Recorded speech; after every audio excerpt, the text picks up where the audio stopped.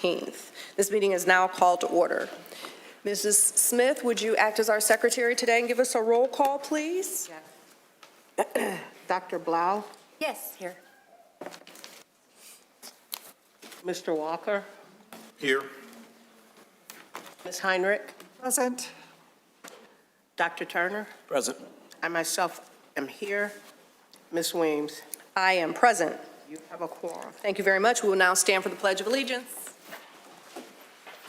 I pledge allegiance to the flag of the United States of America, and to the republic for which it stands, one nation, under God, indivisible, with liberty and justice for all. All right, we will now move to approval of the agenda. Mrs. Heinrich? I move to approve the agenda for the regular meeting of the Board of Education, Tuesday, December 17th, 2024, as presented. Support. Motion to approve the agenda made by Mrs. Heinrich, supported by Mr. Walker. Is there any discussion? Seeing none, all in favor? Aye. Any opposed? Any abstentions? Motion passes. Very good, thank you. We will now move to announcements. Welcome, everyone, to our last meeting of the year. There is a lot to cover, so I'm going to get straight to it. First, I want to congratulate the Warner and North Farmington Choir. They had a fabulous concert a couple of weeks ago. I think Dr. Coffin was also in attendance. Just fabulous. I am so pleased by how that program has grown over the past few years, and that's really a testament to Mr. Greenberg. So thank you for that. I also had the opportunity to attend Lanigan's Cultural Day. I forget what the actual name of it was, but just a really, really great community-style feeling where family members, students got to come and showcase their different foods from many different nations, India and all over. I think there were at least 10 to 15 different countries represented. They also had a fashion show, which was really nice, and I know Mrs. Smith also got an opportunity to attend along with Dr. Coffin. Just a really great event, and I want to thank Mrs. Corbett and her entire staff for putting on something so well done. It was really nice.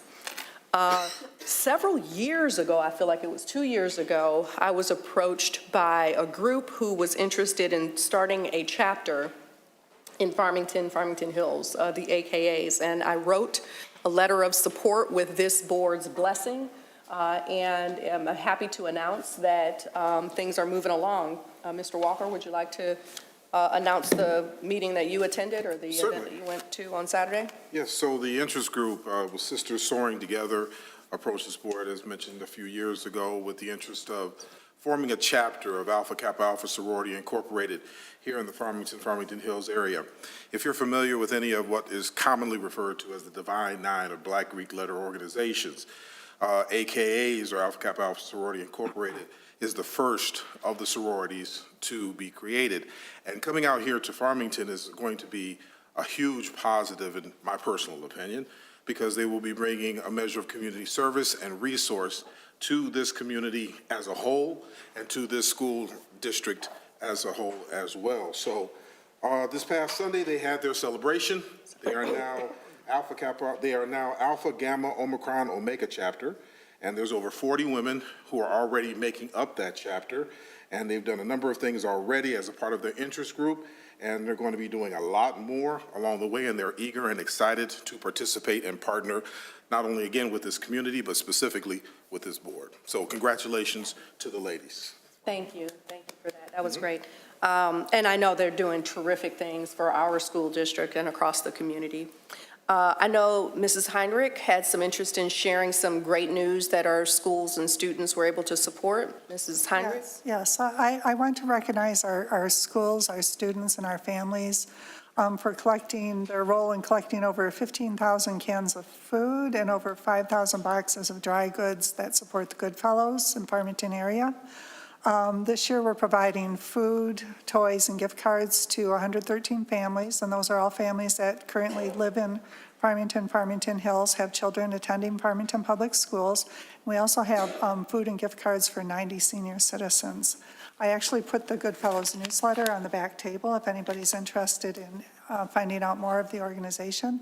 And this Saturday coming up, December 21st, is Delivery Day, and we rely on the community to, they're called reindeer, I think, to actually deliver the food. And so the information is available on the district website, and all the people have to do is, it's on Interchange Drive, show up, I think it's at 9 o'clock. There's just a string of cars, and the school support by sending the boys, I think the wrestling team and the hockey team and the swim team, they load the boxes in the cars. If people need somebody to carry them, they send a kid along to help, and make the deliveries to the families in our neighborhood. So thank you to the community for supporting this worthwhile organization. Thank you for that. Very good organization. I think I don't know if you mentioned it, but 200 deliveries, Yeah. right, have to be made. So appreciate all of the volunteers there. Yeah, empty out your trunk because they get 2 or 3 boxes of food and 1 or 2 big boxes of toys, and a lot of bikes go out also. And we partner with Toys for Tots, and there's a great sharing of wealth from our community. So thank you. Very nice. Thank you. Moving on, I want to really just kind of go through very quickly our year, given that it's the end of the year. I want to congratulate this board on a job well done. I know we started the year navigating through some challenges. I want to thank our past president for efforts to engage the community there, and Mr. Walker for leading on policy. This summer, we established our vision, our strategy, and goals for ourselves and for our superintendent. I'm very proud about that. We've made some really good progress on our first goal relative to student achievement. This fall, we were scoring above the state average and the county in math and literacy.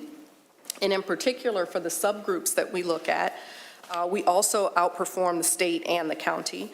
Specifically, African American students improved by 6%. English language learners improved by 7%.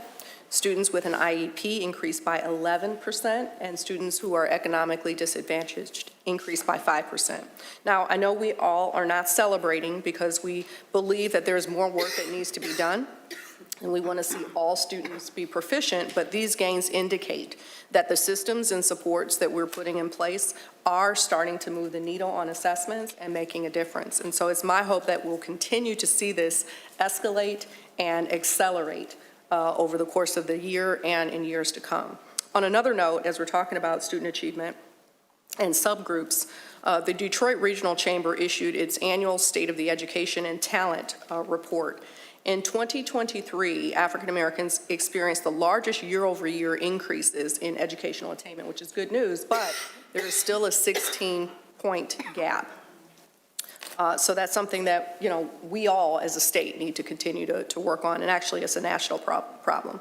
The biggest takeaway, though, that I wanted to share was that there's a perception and enrollment crisis in post-secondary education. So there are reports that some colleges and universities are experiencing lower enrollment, which is a problem, right? That's going to create a talent problem for our region and our state.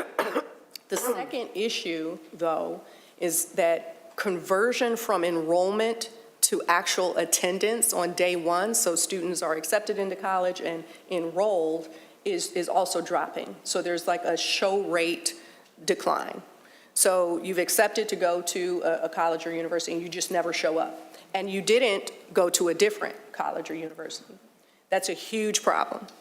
So I'm actually in discussion with Dr. Epsey from Wayne State and also Dr. Ivory from WC3D, and want to further conversations in Oakland County as well about how to address that gap. What is the reason? We think it's because there's this perception issue among students and their families that college is not important and or that it costs too much. The average person, based on this study, thinks that college costs $400,000 a year. It does not. Not in Michigan. It's expensive, but it does not cost that much. So I want to challenge folks, parents especially, to reconsider that. If you live in Michigan, and in certain parts of Michigan, you qualify for the Michigan Achievement Scholarship. You qualify in some cases for Futures for Frontliners or Michigan Reconnect or Detroit Reconnect. There are a lot of instances where colleges almost, at least the tuition part, no cost or little cost. We're trying to figure out what the best way is to bridge gaps. Perhaps there's some issues with housing or other barriers to get to post-secondary, but this is a real problem. And I'm really glad that Farmington Public Schools is now partnered with an organization that tracks our students' post-secondary careers. We didn't have that information before this year, but now we will start tracking how our students are performing. This is really, really, really important. So message is for parents to please have conversations with your students about the importance of pursuing post-secondary education, particularly bachelor's degrees and higher. All right, so I'm going to get back to our regularly scheduled program. I also want to thank the board because the board, in my opinion, we are becoming really, really high functioning and effective. I know that takes work. I appreciate the board's continued service, and I also appreciate your knowledge that you've gained over the past few years in our history, in our evolution, and I'm really proud of the fact that I have a really good relationship with each and every one of you, and I want to see that continue. I appreciate your confidence in me. I appreciate that you allowed me to speak for the board the best way I possibly can. Your confidence, your support, and your encouragement is what actually keeps me going, and I know that that is the same for many of you, for many of us. We've had a fair amount of change this year, and I also want to thank you for helping us to navigate through that. I want to thank Claudia for seeking, Mrs. Heinrich for seeking another term and successfully returning back to the district. This is really helpful for stability for our district. We know that one of the indicators of success for a school district is a stable Board of Education. Congratulations to her and to also Thomas Hull. We had our second onboarding session with Thomas on Friday to go over assignments, board protocols, and questions, and offered a session for him to meet with each of the departments to continue his learning, and he's agreed to start taking classes in December to be sure that we remain a certified board, so that's really, really good news. We've had to spend some time this year, naming an interim superintendent, a permanent superintendent, board members to replace Mr. Rich. Thank you, Dr. Turner, for serving in that capacity. And now we have to replace Mrs. Fox. I want to thank you for spending the additional time that it takes to make these very important decisions. I also want the public to know a few things as it relates to turnover, because I think that there may be a sense that there's a problem when there's turnover. Sometimes there is. This year, that is not the case. Dr. Delgado, I want to remind everyone, was so super pleased to represent this district. He lived here and wanted to work here his whole life, but he received a very good offer that was really hard to refuse. And that is happening more and more and more in education, and you'll see higher turnover than ever before across the education sector. Mr. Rich, if some of you may recall, moved out of the district. So you no longer qualify as a board member if you don't live here anymore. I had a recent conversation with him. He is happily getting married. It's no secret now. And I'm really, really excited to attend that service. It's going to be really nice this next year. Mrs. Fox realized that time is precious, and she is interested in spending more of her time doing things that she really loves doing, and that is a personal decision. So we respect her. I had a conversation with her last week, and she is living her best life. And I want to continue to encourage her to do that. Thank you. So with that said, we have to fill a vacancy. This is not the opportune time to do so. I've been in conversation with Mabel for a while now, and I know that she was contemplating this. I did not know that it was going to happen now. I was hoping that we would be able to hang on for her for longer and make some adjustments to make her, to make this work for her. With respect to the board vacancy, I think we've already announced that we have 30 days to do it. That means that we have to have someone in place by January 3rd. If that does not happen, then the ISD picks for us, and we don't have a choice. The rules are pretty specific. The board has to make this decision within 30 days. We have two options here. The board could appoint someone directly, as we did a few months ago. We've done this a number of times. I think Mr. Walker was appointed several years ago. We went through a process to do that by interviewing. That's one option, is to interview. Another option is to directly appoint someone, and we recently did that when we appointed Dr. Turner to return to us, but that was for a couple of months. The reason why you would, every board is different and every situation is different, but for us, the reason for appointing someone directly was because we had a short period of time to appoint someone. It doesn't really make sense to spend weeks interviewing people for a 2 to 3 month stint. This stint is for 2 years. And ideally, we would be interviewing for this position. For someone to sit in this seat for 2 years, you would want to vet someone and do proper interviews. Unfortunately, we don't have the time to do that. We could do it, but it would be rushed. We lose 11 days of December just because of the holidays. So we're not in a position where feasibly we could appoint we could interview, as we did when Mr. Walker was appointed to the board. We cast a wide net, we allowed people to interview, and we chose someone based on what the board thought was appropriate. So because we don't have the time, we will need to appoint someone. We have what I think are 2 pretty obvious choices. We could choose someone who recently ran for the board, so we can go back to the November election and kind of go through that list of people and make a selection from that. Or we could appoint someone who we recently appointed, so can have that person continue on in service to the district. From my conversations individually with folks, that seems to be the 2 choices that we have. So again, 2 choices, interviews or appoint. If we're going with the appointment, there seem to be 2 options that rise to the top. And again, we're crunched in terms of time. I talked to both candidates, and Mr. Carr believes he's the best candidate. He believes that based on the recent election and that he was the 3rd highest vote getter at 12,000 votes, that he should be appointed. He's run several times for the board, and that demonstrates his strong desire to serve. He believes he would be an asset to the board, and I don't disagree. I also talked to Dr. Turner, who has been appointed to the board twice now. He has served before and was previously elected, receiving 18,000 votes in 2016. He served as president and is already certified, and he's currently here serving, and so already up to speed.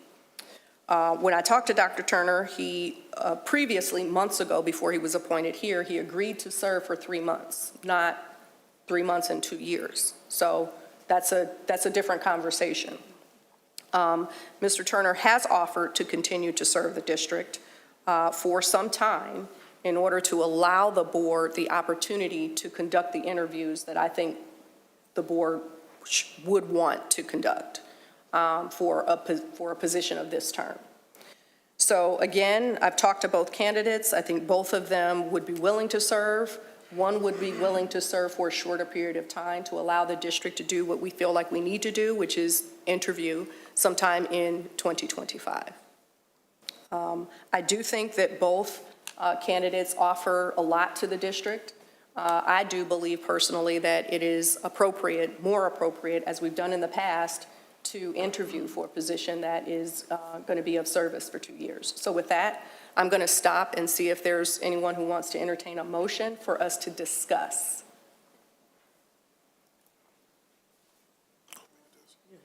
Do we have to have a motion before discussion? I would like to move to a point, but do you have right now we want to make a motion to discuss which option we want to No, move? motion to move on an appointee. Oh, okay, thank you, I wasn't clear. I would like to move on an appointee, and I'd like to move to appoint Dr. David Turner to fill the vacant position. Am I saying that correctly? Can't We have discussion after a motion. before we move on an individual?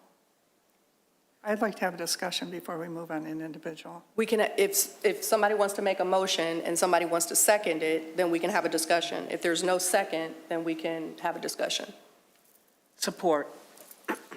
Okay, so there's a motion on the table to approve or appoint Dr. Turner. Dr. Turner, supported by Mrs. Smith. Is there discussion? Yeah, I. Mrs. had Heinrich. something. Yeah. I would like to discuss the options of the two candidates. Yep. Before we decide on voting on an individual candidate. So there's a motion on the table right now. We can have a discussion All about right, both well- candidates. I'll have the discussion Okay. that I wanted to have. Okay, all right. So, yeah, I didn't necessarily want to go first, but I put some thought into this. Okay.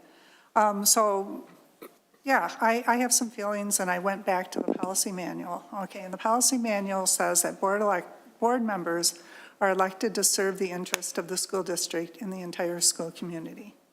It says in the event of a vacancy of the board may appoint an eligible person to fill the position consistent with Michigan law. When the vacancy came up in July, the board chose to fill the vacancy with a short-term appointment and sought eligible former school board members. And thank you, Dr. Turner, for accepting that role. Okay, I think that was important. And the rationale at that time behind the short-term appointment was there was an election in November. And so rather than interviewing and appointing one of the candidates running for the election, the board wanted to allow the community to select the next board member. And I think that's an important point to highlight. Okay, in 2021, that's when there were 4 new board members on the board.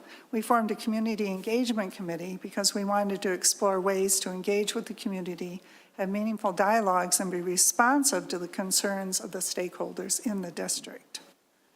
With that said, school board member is an elected position. The appointment process is only meant to be a short-term solution until the next election, hence the partial terms on the ballot.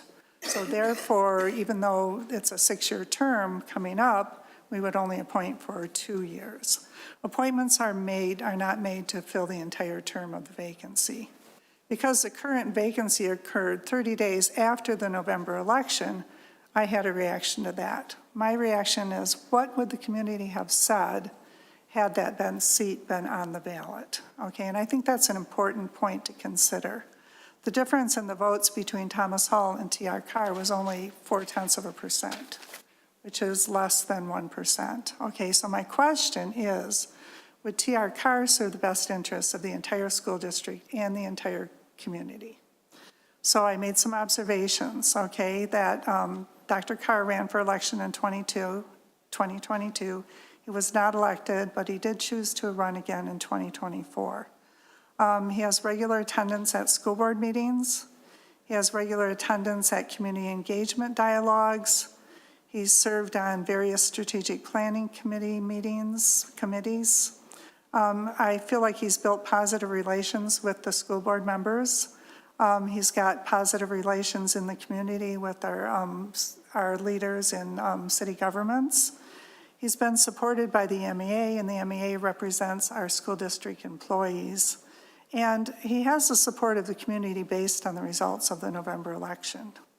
So our code of ethics states, as members as a Board of Education, we will realize that to be the most effective advocates for children, we as a board must function as a team and at all times treat each other and the people we serve with the utmost courtesy, dignity, respect, and professionalism. So back in 2021, we as a board pledged to treat our community with respect by establishing the Community Engagement Committee to explore ways to meet the needs of all the stakeholders in our role as servant leaders.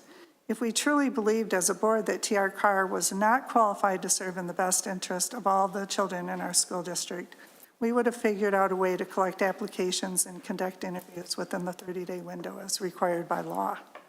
Appointing another short-term member, I feel, is circumventing the response of the community that we have pledged to listen and to serve. Thank you for that.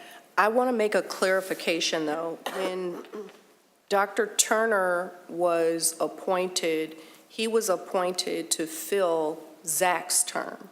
Correct. And so the conversation that we had at the time was not to select someone from, not to interview at the time and select someone to, because we did not want to influence Correct. the election. We're at a different spot now where this appointment is to fill Mrs. Fox's seat. Correct. And the same rationale applies, that we're looking to cast a net to, similar to what we did in 2021 with Mr. Walker, to shortly after another election, to make sure that we are casting a wide net and interviewing for the position. Which we did, and if we really felt that was important, then I think as a board, we would have made the statement that we need to do that and follow the interview process. So that's my statement, Okay. because we didn't want to interview in November, or in July, when Mr. Rich resigned, because there was an upcoming election. And so it made sense at the time to say, school board is an elected position, and we will listen to the community, and we will give the opportunity for the community to elect a board member To to Mr. serve Rich's seat. for Mr. Rich's seat, which really expired and is a 6-year term. Okay, so we didn't want to say, listen, out of these people running, this is the one that we want to pick and influence the community. We said, let's listen to the community. Let's let them make the decision. And I think our role, and that's what I'm trying to say, our role is a governing body to govern the interests of the school district, and we are all elected by the community to serve in the best interest of our students. And I think we depend on the community to have a voice in who is going to serve as the best interest of our students. And believe me, if this conversation was happening 10 months from now or 6 months from now, I would have a different conversation. But had this happened within 30 days of the community making their wishes known, I just have some feelings that I think need to be expressed and need to be entertained, because that's what we're here for, to have an open, honest discussion. Absolutely. Listen to each other's opinions, and then make the best decision in the interest of our students, because that's a question. So what individual or what will serve the best interest of our students? Absolutely. Thank you, Mrs. Heinrich. Dr. Blau? Yes, thank you, Ms. Heinrich. You make some really good points that really have me thinking. And while I value Dr. Turner's expertise and his willingness to assist us by having taken this appointed position and offering to continue, had Ms. Fox resigned prior to the election, then Dr. Carr would... No, that's not true.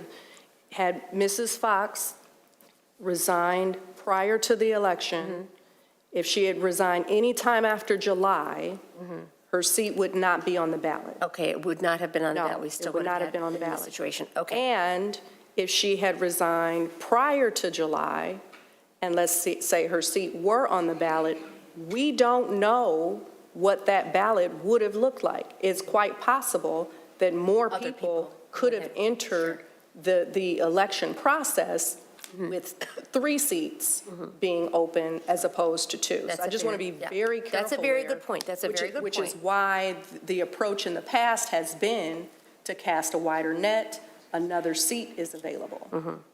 So.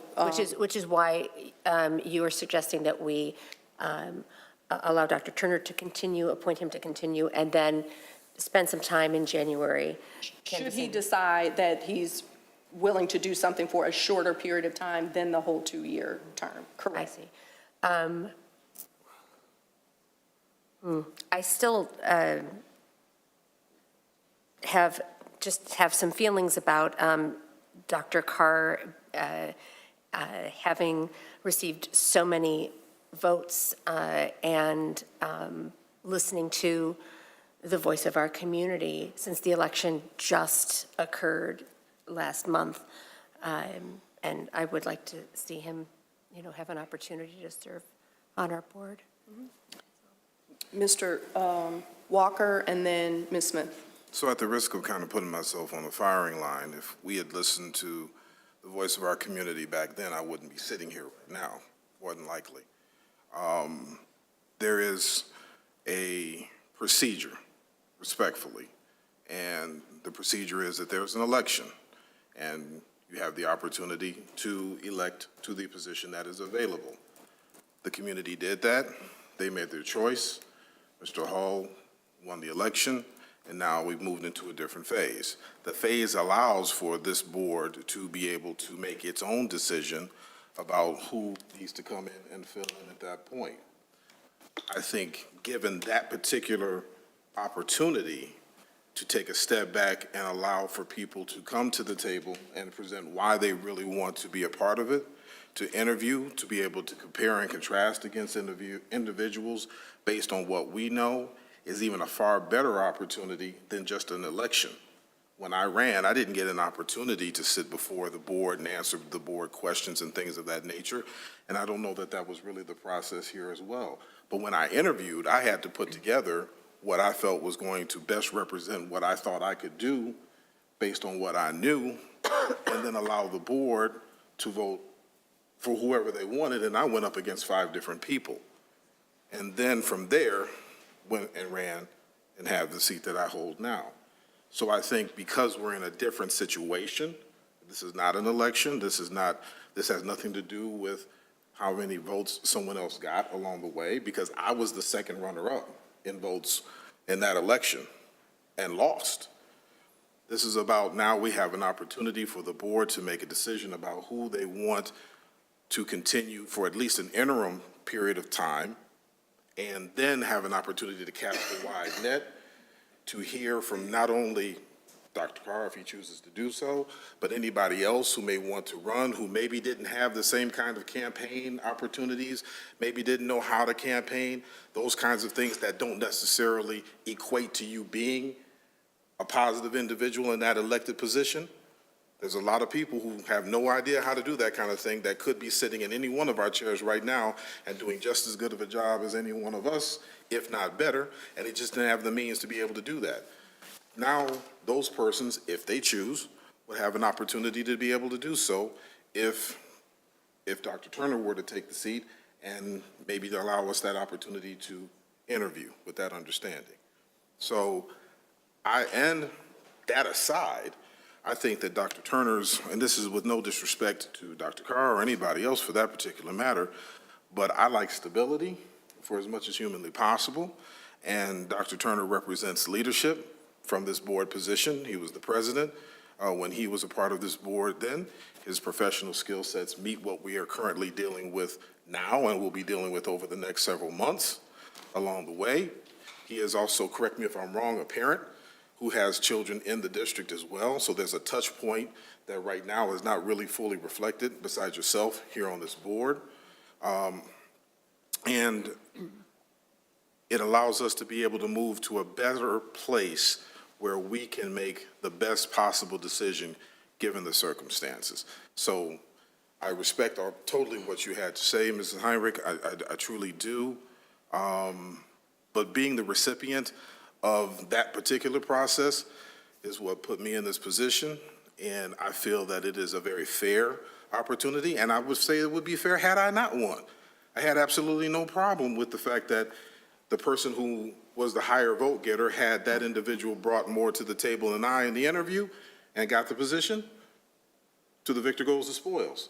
That wouldn't have stopped me from participating and supporting the school district at that point in time. I just would have been doing it from there as opposed to here. So nothing of that. I don't know that being the number of votes that you received in an election that is now over should be a major factor in determining who this board would like to see as someone to carry them forward to the steps they need to do in order to achieve the goals that we've set forth for ourselves. So, Thank you. Mrs. Smith and then Mr. Turner. Dr. Turner, apologies. Excuse me, I have the flu, not COVID. The Libra in me weighs everything out. It's called balance. I have had the opportunity to work with both of these very intelligent, intellectual men, and I have a relationship with both. I have worked with Dr. Turner as a new member of this board, which I got elected 8 years ago, going into year 9. Dr. Turner was my mentor. I've learned a lot from Dr. Turner. He taught me how to sit on this board for 6 months and take in a lot. And after taking in everything that I needed to learn, then after that 6 months, I was ready. Although most people in the community, or even some of my colleagues didn't think I was, but I was ready. And I learned that from Dr. Turner. I've had the opportunity to serve with a very good, strong individual by the name of Dr. Carr. Dr. Carr and I sit on the crime prevention with the chief of police. Both men have shown me their strengths and their leadership. Dr. Carr can weigh out things. He can, just like Dr. Turner, don't have to agree, but does it in a respectful way. I'd love to see either one of these men to serve on this board. Both are an asset. Neither are a liability. When I ran for that seat, Dr. Carr picked up the phone. He didn't have to call me. And he said, "This is nothing personal, this is business. And I will shake your hand at the end."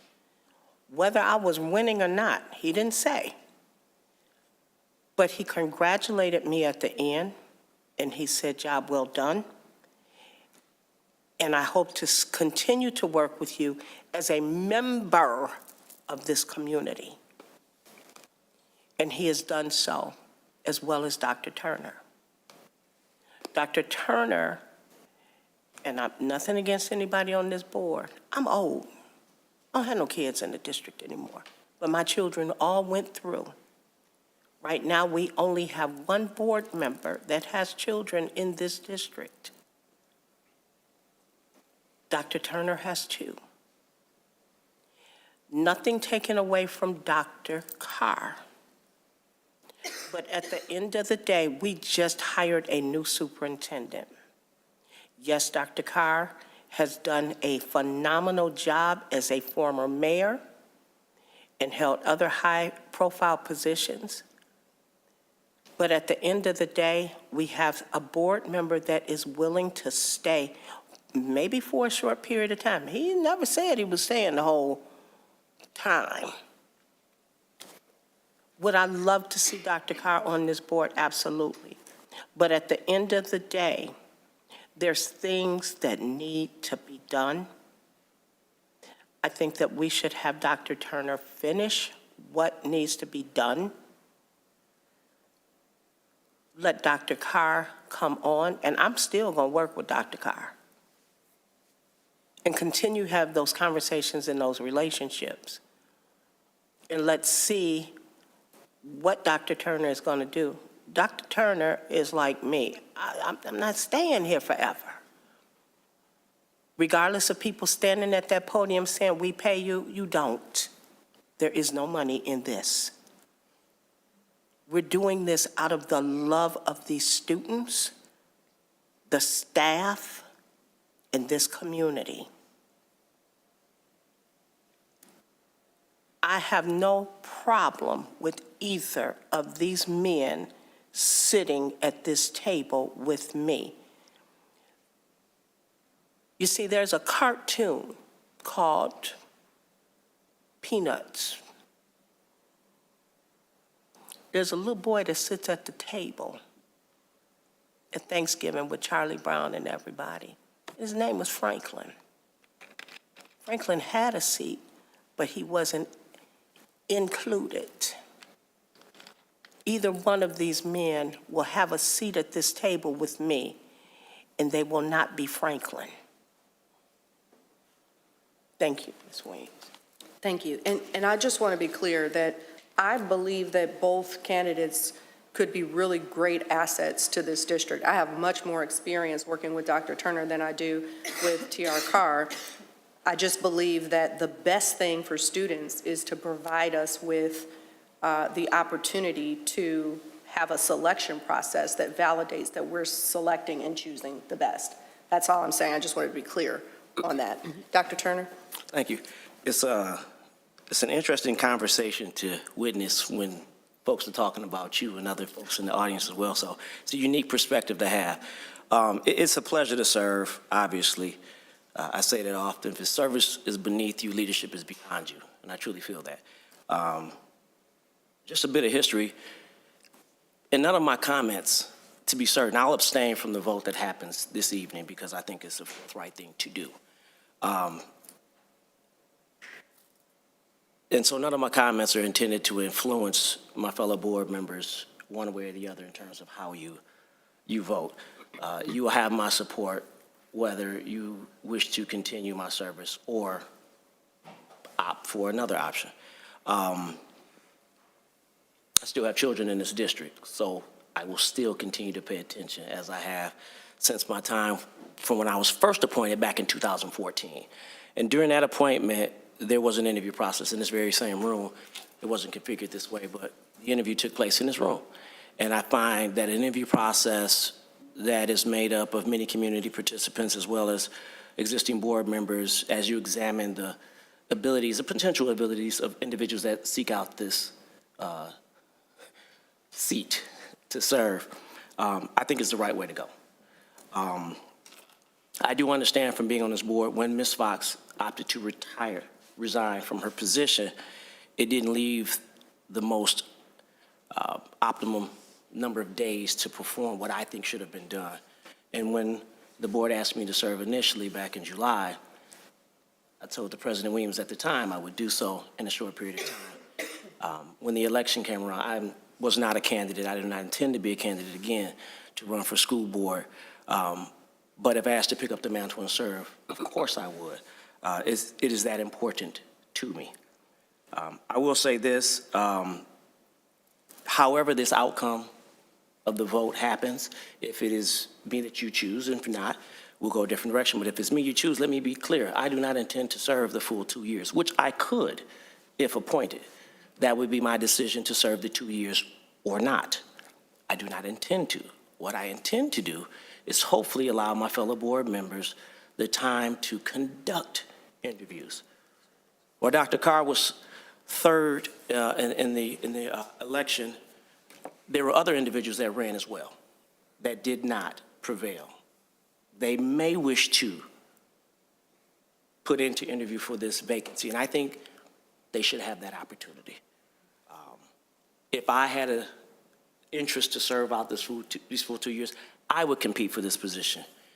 And T.R. Carr, you would have a hard running because I would be very, very well prepared to compete with you for this seat permanently. That is not the case. That is not the case.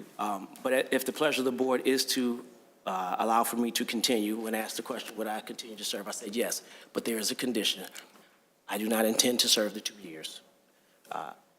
Whatever that time limit is that the board needs to be adequately prepared, and I'm hoping it's somewhere around June 30th, that would give time for us to have meaningful interviews of the public, to have them participate, to have community members select and make application to this august board would be my desire. But if that is not the outcome and the will of the board, because again, I will abstain from this vote, I serve at the will of the board, and its will be done in this vote. Thank you. Are there any further comments? Seeing none, I think we're ready for a vote. Mrs. Smith? Could we have? the I'm motion sorry, the repeated? motion is, I'm sorry. This is what you said, right? I didn't say it exactly like that. Do you want me to repeat it as such? Can you repeat what you said? I Do you can. remember? Okay, Yes, thank sir. you. I move to appoint Dr. David Turner to fill the vacant board position as left by Mabel Fox. Yes, okay. Motion has been made to appoint Dr. Turner to replace the seat vacated by the resignation of trustee Mabel Fox. Made by Mr. Walker, supported by Mrs. Smith. We've had discussion, and now we are ready for a vote by roll call, please. Dr. Blau, Yes. Mr. Walker, Yes. I myself, yes. Ms. Heinrich, Yes. Ms. Weems, Yes. you have Mrs. Smith, would you just call on Mr. Turner so that he can? Mr. Turner. Abstain. I'm sorry. I haven't done this in a long time. Well, he did say he was going to abstain, but just for the record. You have a quorum. What you have, the motion passes. Yes, thank you, Mrs. So you have a 1, 2, 3, 4, 5. For the audience, there were 5 yes and 1 abstention. Thank you very much. Congratulations, whichever one. Both work. Thank you for continuing to serve. Thank you, board members, for this discussion, for this debate. I really appreciate it. I hope that Mr. Carr, Dr. Carr, and whoever else is interested in the position makes that known when we post this position in the event that Dr. Turner does not take the position for the full 2 years. For the record, I would like to put in the minutes that I intend to resign this position June 30th of 2025. Thank you, Dr. Turner. Mrs. Smith? He made sure he said that, didn't he? I want to first say, Dr. Carr, thank you. Thank you for everything that you've done, how you've worked in this community, what you're doing in this community. I'm hoping that you understand where and what we have decided to do. I look forward to you to put your name in, or whatever we do in June. This is a thankless position, but for someone to want to do this, for someone that wants to really put their name in the hat and to do this, this speaks volumes. And I thank you, Dr. Turner, for coming back and sitting with us for this little short period of time, even though you leave in June 30th. We appreciate everything that you're doing. Thank you very much. Congratulations. Mrs. Heinrich. Yeah, I just want to point out, I mean, I really appreciate Mr. Walker's remarks back in 2021 when he was interviewed and appointed, and we went through the process. And that was a very different board back in 2021. There were 3 new seated board members, and the board was not a highly functioning board. And I just want to point out that, this time around, our board members are experienced, and we're able to have respectful conversations. We're able to listen to each other's opinions, listen respectfully, express our opinions, and feel that we're respected. And I think as a board, we're able to make a decision that supports the best interest of our community. And so, so I just want to thank my fellow board members for the work that we've done in the past 4 years as far as moving towards a really, what I feel is a highly functioning board. Thank you, Mrs. Heinrich, for those comments. Mr. Walker. Yeah, I just wanted to reiterate that what you just said, and the fact that the opportunity to have disagreements civilly is something that we want to model for our school district, our students. to be able to have respectful conversation and communication and debate. I'm very proud that we could sit here and we could go through what was probably difficult for a lot to be able to say and feel and do, and not to disrespect anyone, and Dr. Carr certainly, for the effort, but to create an opportunity for what we felt we needed as now a more experienced board as well. Just very proud of this particular process, and just want to reiterate that what we do, to quote my fellow board member, Ms. Smith, we do for the children to the best of our absolute ability. And I think we've created an opportunity to do that prior to June 30th. So thank you again. Thank you, colleagues. I do believe what we did was provide the stability that this board and this district needs for this period of time, which is the best thing for students. And I welcome, when we get to that point, an evaluation of candidates who are interested, and we certainly could end up in the same spot with the same answer. But I think going through that process is very important, and it should be what we do for our students. All right, so we're going to move now to the next item on the agenda. Because Trustee Fox, or Secretary Fox, left the secretary seat open, we need to identify someone who will serve as secretary for the board going forward.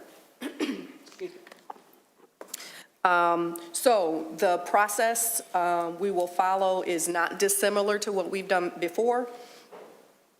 I will call for nominations for the office of secretary only. That's the only difference. We haven't really done just one office before. After a nomination is made, a second is not required. We will ask the nominee if they want to accept the position. I will ask that no one nominate someone who is currently an officer, because we don't want to go through the process all over again. So you can do what you want, but I would respectfully ask that you not. We will, once we go through that process, if there are folks that people want to nominate other than the first nominee and you want to make a second nomination, we'll go through that process and we'll just keep going through. I will then close the nominations if there are no more nominations. If there's only one nomination and no further nominations, we'll just declare that nominee the winner by unanimous consent. If there is more than one nominee, then we will do a roll call in the same order of the nominations. And the first nominee with a majority vote will be considered elected. Make sense? All right, so we will now open nominations for the office of secretary. Mrs. Smith. I nominate Dr. David Turner for secretary. Okay. Support. Thank you. Dr. Turner, do you accept the position of secretary? Sure. Okay. All right. Are there any further nominations for secretary? Asking one more time, are there any further nominations for secretary? Seeing that there are no further nominations for secretary and there was only one nominee, we are declaring that the nominee is elected by unanimous vote. Congratulations, Dr. Turner. Or congratulations. Both, it works again, both congratulations. Okay, so we've gotten that business done. These are matters that are very important, but they're important. However, you know, we don't like to spend our time doing these kinds of things. We prefer to spend our time on policy, on things that are really, you know, more focused on students and student achievement. But we've had a lot of this kind of administrative work to do this year, and I just applaud you guys for hanging in there and doing it dutifully. I really appreciate your service. All right, so with that, we're going to move to public comment. This is the first of 2 opportunities for public comment. If you would like to do public comment, remember that there is only one opportunity for you. You can either do it now, or you can do it at the second place that we have public comment, which is right before action items. So there is one opportunity for an individual to provide public comment, but we provide the timing twice for folks who like to get their public comment in at the beginning of the meeting And second, for folks who maybe trickle in a little bit later and don't have an opportunity to be here earlier. So if you make a public comment now, you should not later on, and if you want to wait, you're more than welcome to do that. I'm sorry, Mr. Dianchi, you can come on up. I didn't mean for you, I was talking too long. I didn't mean for you to have to go all the way back to your seat. Thank you. You have 3 minutes. Once you decide that you want to make public comment, please be respectful, and you can start whenever you like. Thank you. I have to admit, I'm a little confused by what I just watched because I've never seen the board take action prior to public comment like that. So I had to change what I was going to say because it's already happened. Also a little confused as to whether Dr. Turner is now currently filling Zach Rich's seat or Maple Fox's seat because I didn't hear anything in the motion that specified that and gave one person hold 2 seats. I don't know how that all happened. You might need to fix that later. I also listened, and though I don't think it was anyone's intent at all, I think people who heard part of that meeting might think, oh, they don't think the community knows them, or they don't trust with the way they vote, just in some of the comments I heard. And I don't mean that that's anyone's intent, because I think you all have the absolute best intentions in your roles. But that's just a little confusing, and I wasn't ready for that. I didn't speak to it at the last board meeting because we just heard, like, you read about Maple, and we already got other things going on. I kind of went home and digested that information and thought, you know, we do have someone who did multiple candidate forums in the public, through community groups, through union groups, and that was a pretty rigorous process twice. And I know that through a board interview, the community will get to see those pieces of all. So just something that I wanted to say. I appreciate Dr. Turner's willingness to continue this wonderful every other Tuesday event and everything that goes with it, because it really is a thankless job. But I just wanted to mention that. Thank you. And Ms. Williams, you did mention something about culture. I just want to throw in something I learned last Thursday. OCC's second semester enrollment is higher than first semester for the first time in history. So people are starting to finally really understand what the Michigan Achievement Scholarship means.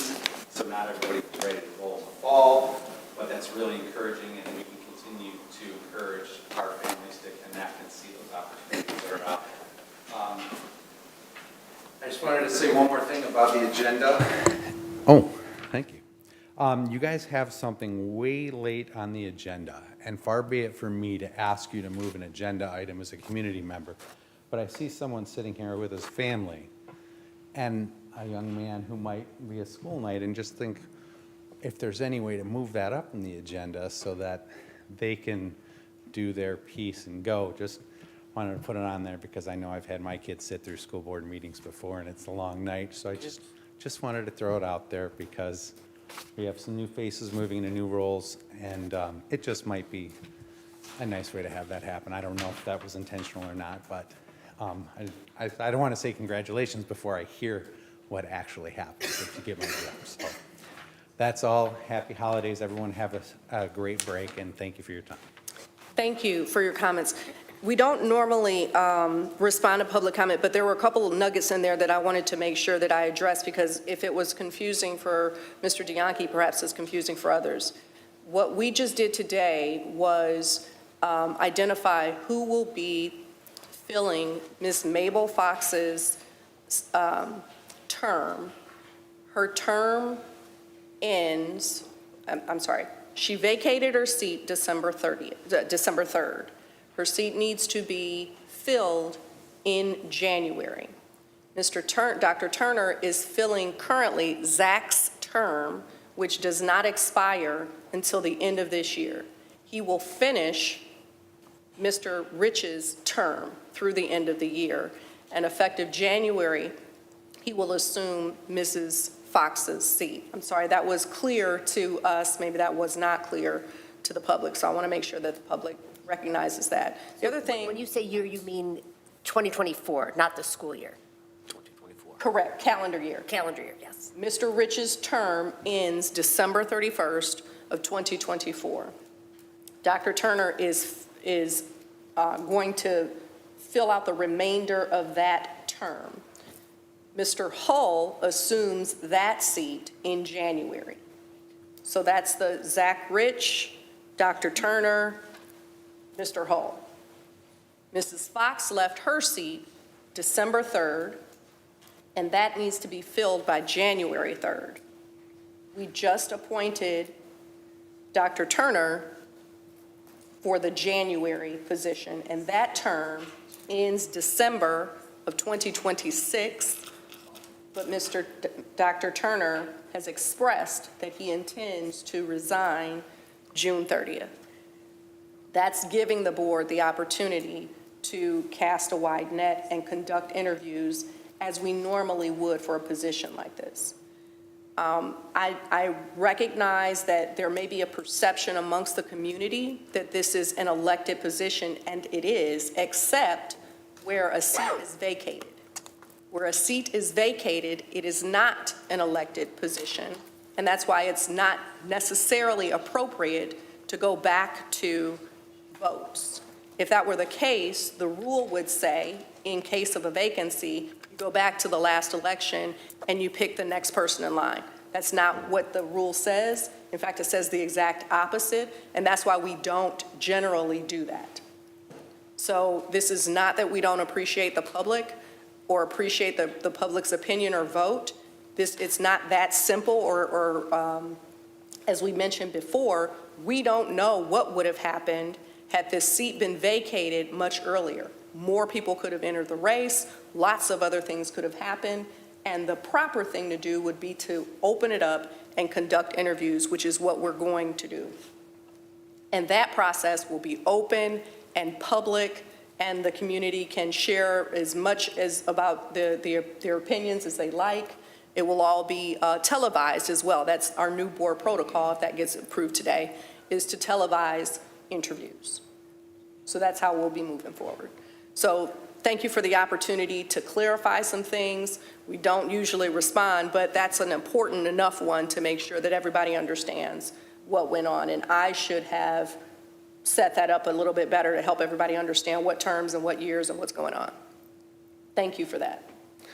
Okay, so I also want to move now to, we're going to move to items from the secretary and the legislative update, and I will leave it up to you, Dr. Coffin, if you want to move some things into your. It'll be right in my superintendent's office. Perfect, Yeah, all right. So now let's move to items from the secretary. Did you want me or Thank you. Mr. Dr. I Turner? guess Dr. Turner can do it now since he's now the new secretary. Congratulations. He got the job. The board has received communications regarding Office of Head Start, various notifications, replacement for Mabel Fox on the school board, superintendent appointment, and board president. The board acknowledges communication and responds when appropriate. A list of correspondences can be found in the board packet accessible on the Farmington Public Schools website. Thank you, Dr. Turner. Dr. Blau, do you have a legislative update? Yes, just very briefly, the lame duck session picked up steam this week here in Michigan as the House and Senate committees approved almost 200 bills, which are now being sent to the full chambers for potential debate and passage. Among those are the House and Senate each passed bills to amend Public Act 152, having to do with health care costs for public employers. There was some legislation around the FAFSA. This one in particular I wanted to mention.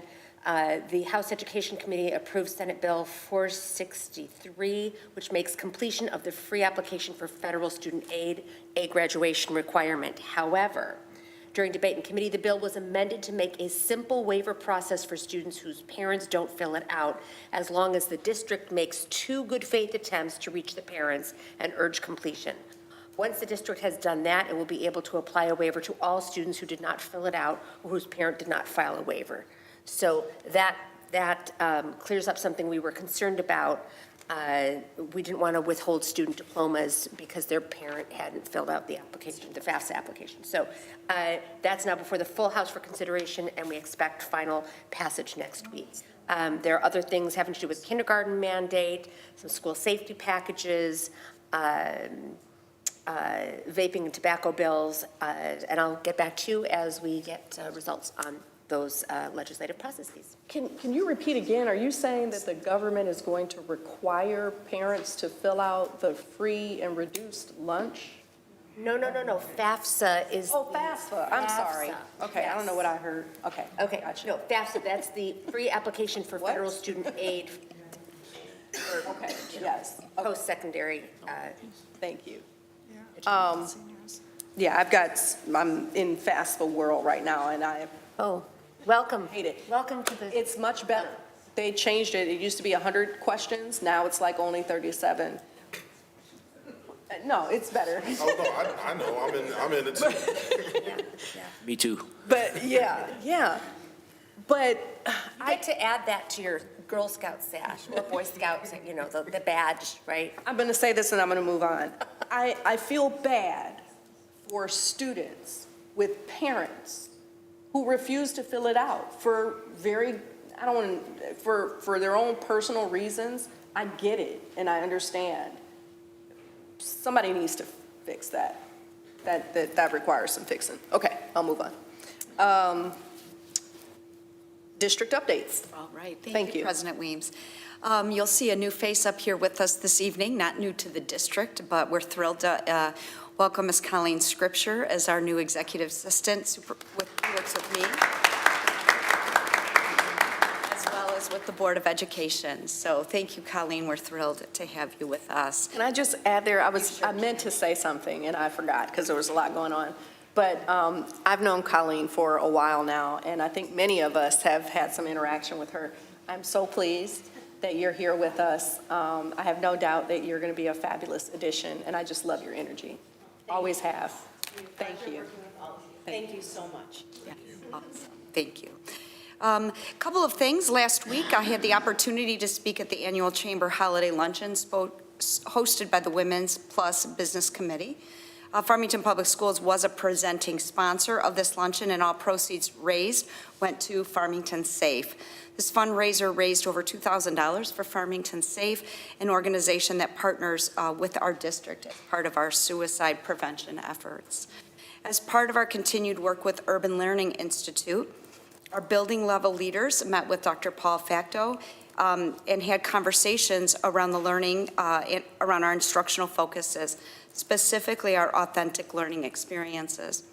The building leaders are participating in a book study called How to Change the World Through Other People by Mike Kleba and Ryan O'Hara.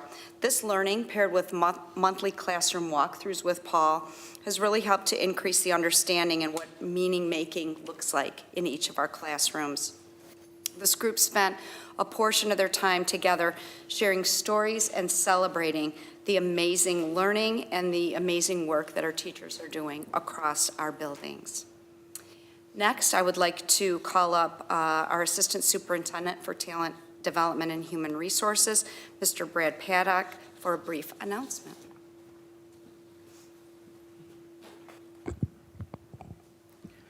Thank you. Good evening, Dr. Coffin and the Board of Education. Happy final board meeting of 2024. It's nice to see everyone this evening. Since our last time together, I have had the chance to finalize and wrap up another very important mid-year administrative hire, and that recommendation comes to you later this evening as part of the consent agenda. It is my pleasure to stand in front of you this evening and make this leadership announcement and introduction. At this time, I would ask Mr. Corey Porterfield to please come forward and join alongside me as I say a few words of introduction for you. On November 22nd, we began screening submitted cover letters and resume of over 31 applicants in search of the next principal for Warner Middle School. This posting captured the attention of internal candidates and current building leaders across the state of Michigan and one bordering state looking to join our FPS staff community. After this initial paper screening, we narrowed the field down to 5 candidates, and those were part of our first round online video submission interviews, in which those introductory candidate videos were then shared with Cabinet Plus Central Office team. The second round interview were conducted in person with that same Cabinet team. The third round of interviews, that we sometimes refer to as the stakeholder group interviews, consisted of 14 participants made up of Warner Middle School staff, parents, and additional central office staff. And for Corey, who currently serves as the assistant principal at Farmington High School, his final interview was with me and Dr. Coffin as we made our decision to move forward with him and bring him to all of you tonight. Corey earned his Bachelor of Science degree from Michigan State University, his Master of Arts in Teaching from Wayne State University, and his Education Specialist in Leadership from Oakland University. Corey brings 20 years of K-12 leadership experience with him. He began his teaching career as a special education teacher at Pontiac Schools, and then moved to Notre Dame Preparatory and Marist Academy to serve as the Associate Dean of Admissions and Freshman Seminar Teacher. In 2019, he joined Farmington Public Schools as a special education teacher consultant, that's right, at Warner Middle School, home of the Vikings. In 2022, Corey became one of our 2 new assistant principals at Farmington High School. In all my conversations and interactions with Corey during this process, I have been impressed with his passion.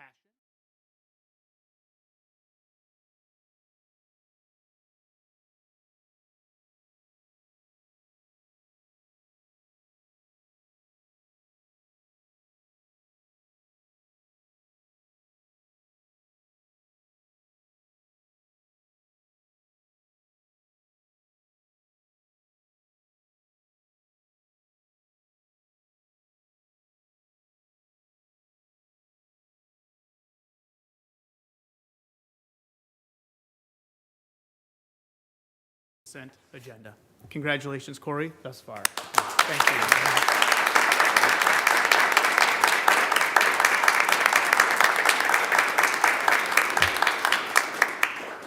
I see you have some members of your family that are Yes. with you. Would Yes. you mind acknowledging them? Yeah, absolutely.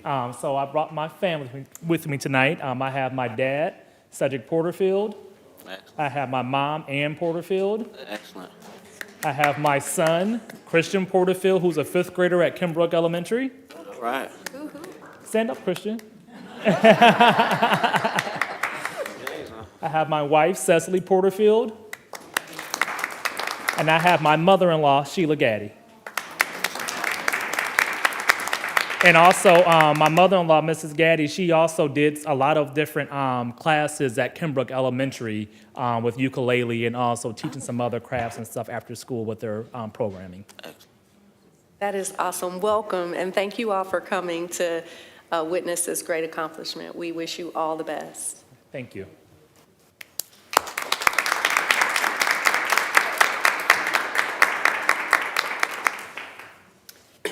Thank you, Mr. Paddock, and congratulations again, Corey. In closing, I would just like to wish everyone a wonderful winter break, and we will see everyone in the new year. Thank you. I think we now will move to the Farmington Hills Education Foundation update. And for those of you who are not interested in listening to the rest of this riveting board meeting, you are more than welcome to exit whenever you like.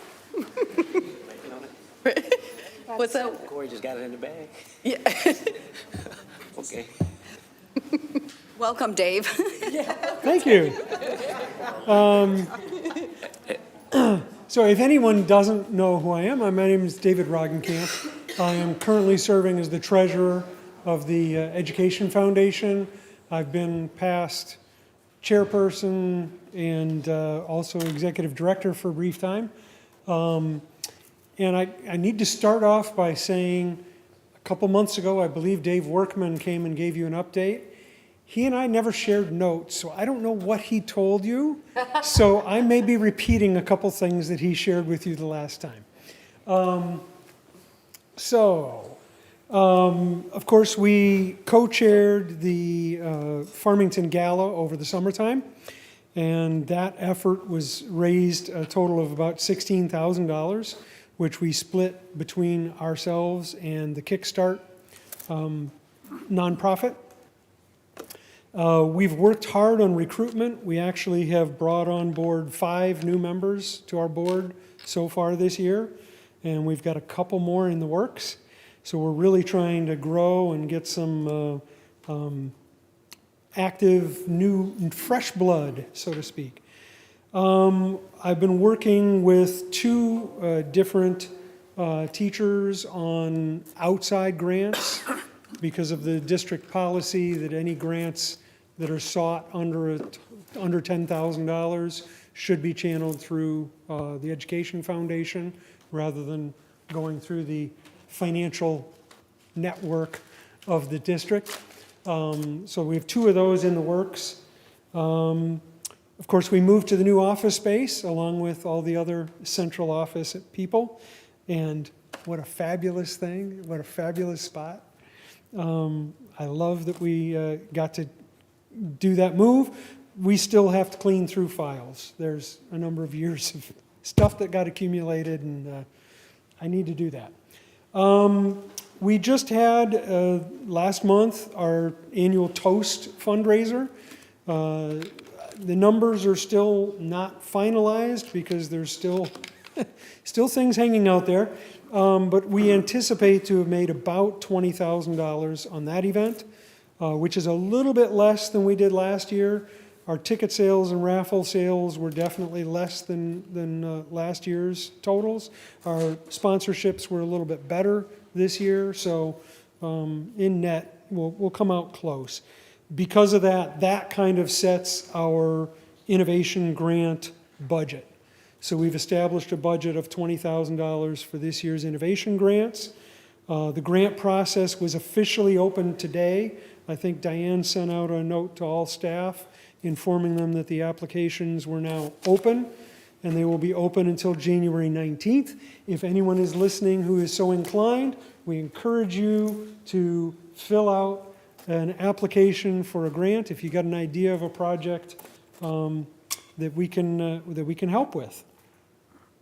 I believe I said they're due the 19th of January. We also have had the opportunity of being a conduit for, sadly, a couple memorial donation efforts. Anyone who's not aware of the North Farmington student who passed, and they requested donations come through us to go to the Madrigal group, the North Farmington Madrigal Choir, and we've brought in a little over $4,000 from that, which is, you know, as an outsider, I was, wow, that was more than I expected to see. And we also have been accepting donations in memory of Sharon Bernath to go to the Warneret's Scholarship Fund. So those efforts are there. And following along with that, we are in the process right now of starting to look at our scholarships and contact people who've sponsored scholarships in prior years and, you know, getting that set up because that really kicks off in February, March timeframe. So, and that's all that I had to share. Does anyone have any questions? Or? No, well, thank you for the reminder on the scholarship thing. And so when is the drop dead date for that? Is it March? I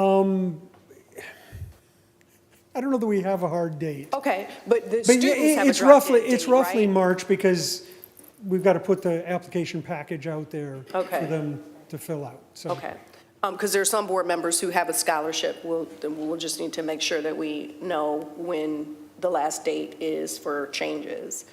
And then the second question I had was applications for the people, Grants? for the grants is January 19th. When do people find out?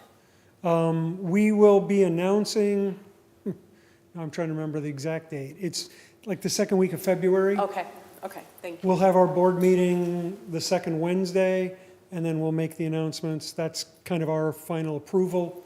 Okay. And then we'll make announcements right after that. Okay, thank you as always for the update. Okay, thank you. Appreciate it. Next, I'd like to invite Ms. Angie Davis, our Supervisor of Nutrition Services, to the podium to share a little bit of information about our Nutrition Services program with the board. Good evening. The Nutrition Department staffs over 70 employees who are dedicated to feeding our students on a daily basis.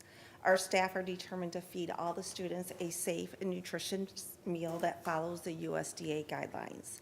This program is federally funded for the past 2 years has been funded by the state of Michigan to provide free meals to all students enrolled in public schools.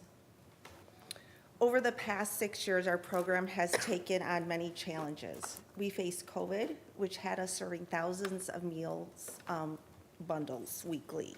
We fed students in school with a hybrid schedule.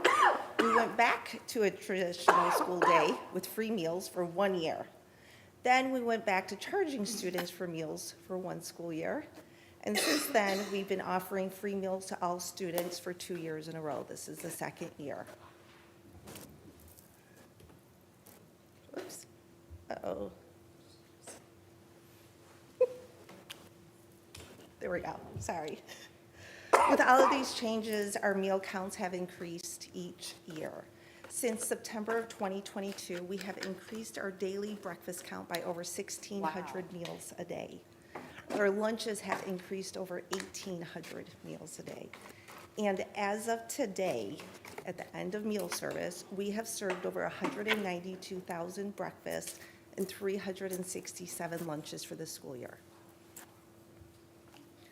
It's a lot of meals.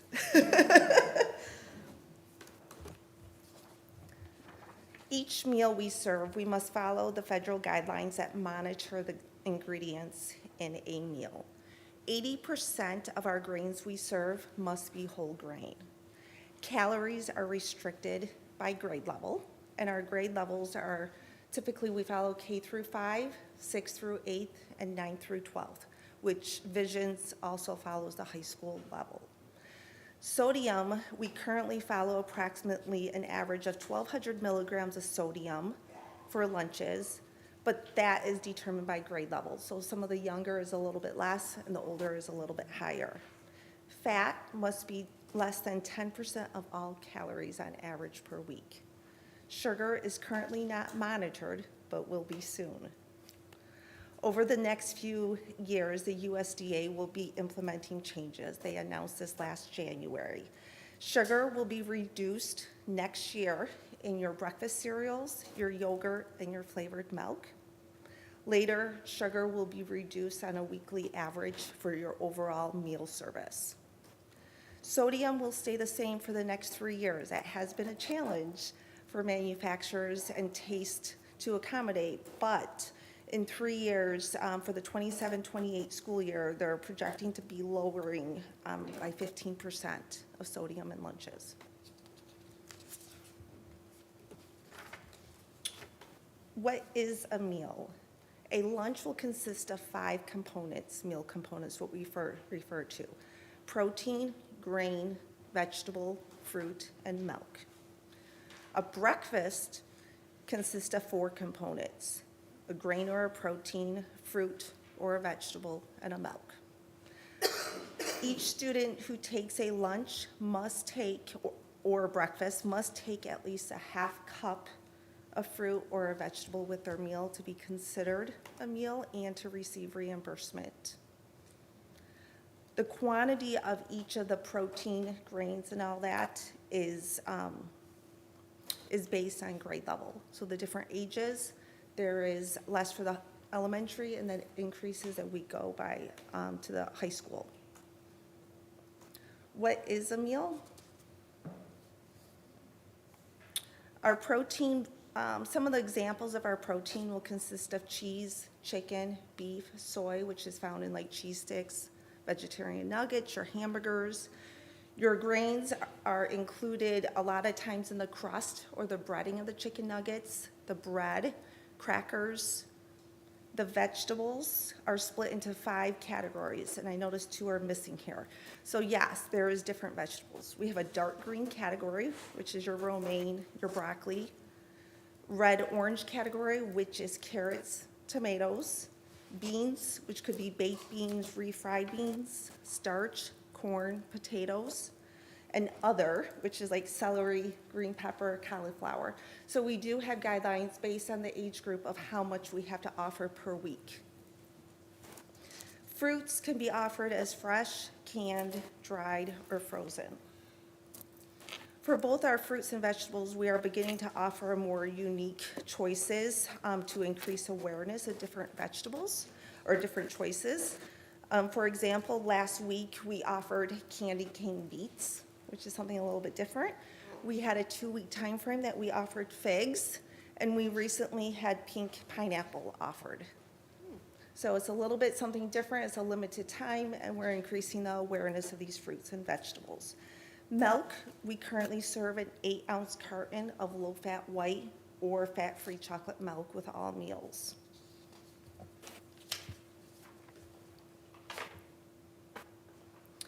For the 3rd year in a row, we are participating in the Michigan 10-cent grant. This grant is to purchase Michigan-grown fruit, vegetables, and dried beans to help support Michigan farmers. This is a matching grant. So this year, we were awarded over $25,000, which means that we have to spend $50,000 to get the $25,000 with the possibility to request additional funding in the spring. Last year, we used almost $50,000 in funds to purchase Michigan-grown produce. Currently, some of the items that we are purchasing is hydroponic lettuce, Michigan dried cherries, cucumbers, apples, carrots, beets, and squash. This fall, we teamed up with Visions Unlimited and Farmington STEAM Academy, and we purchased 2 hydroponic growing systems. It's the exact one you see in this picture. All the teachers from both schools have set up these systems, and they're incorporating it in their curriculum. And the end result, we're growing lettuce to begin with. It will take 28 days for a growing cycle, and it will produce about 25 pounds of lettuce. And then we're going to incorporate it in the cafeteria for lunchtime. So it's something that the Nutrition Service Department can fund, work with the teachers to help the kids, and hopefully build up the excitement of produce. After lettuce, some of the other easier things are like tomatoes and cucumbers that they can grow in these systems. So we're hoping to do this out through the years and hopefully, or through the months, and then hopefully incorporate it in some of the other schools. Vision, since it's a little bit smaller program and that 25 pounds is a lot, we'll probably try to rotate it through some of the other schools, some of the product that they grow. Some of our top breakfast and lunch items are your kid favorites. Muffins, cereal, benefit bars, Pop-Tarts. For lunch, breakfast. The kids love breakfast food. French toast sticks, pancakes, chicken nuggets, chicken tenders, Bosco sticks, pizza, mashed potato bowls, Mexican bar, all of that. So one thing I wanted to show you, you each have a purple bag with some goodies. Oh. And I've included some of the favorite, which is like your benefit bar. The Cooper Street bar and the dried cherries are the Michigan-based companies. And the cherries is one that participates with the matching grant.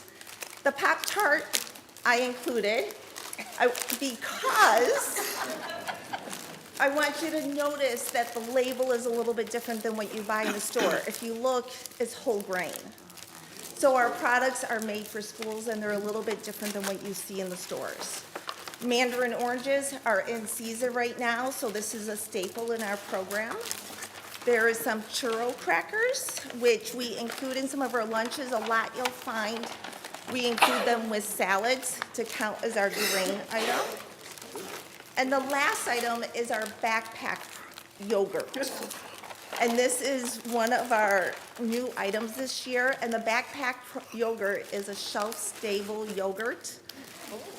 Since we've increased our meals so high, refrigeration is very limited in our capacity.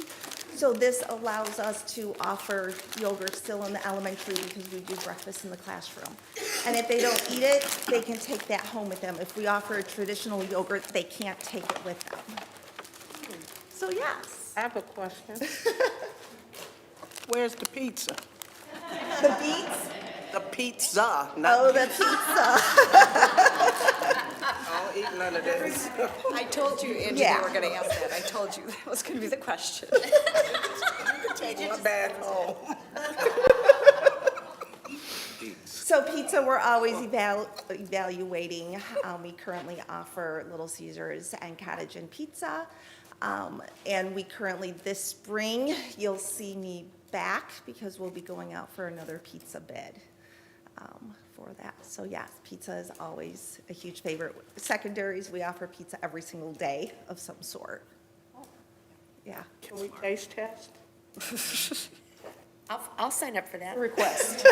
Request for a It's a future. request. I hear a request that Yes. some of our board members might like to participate in the taste test. We've done that before. I know. Yeah, okay. Not you then? Okay. Mr. Walker? I just wanted to say that I think it is absolutely fantastic that I want to make sure I get the term correct. Hydroponic lettuce device. Yes. Because, and it's working with STEAM students, so we're talking 6th, 7th, 8th grade, And Yes. and vision as well. I just wanted to lift up the opportunity, because agriculture is a state-approved career technical education program.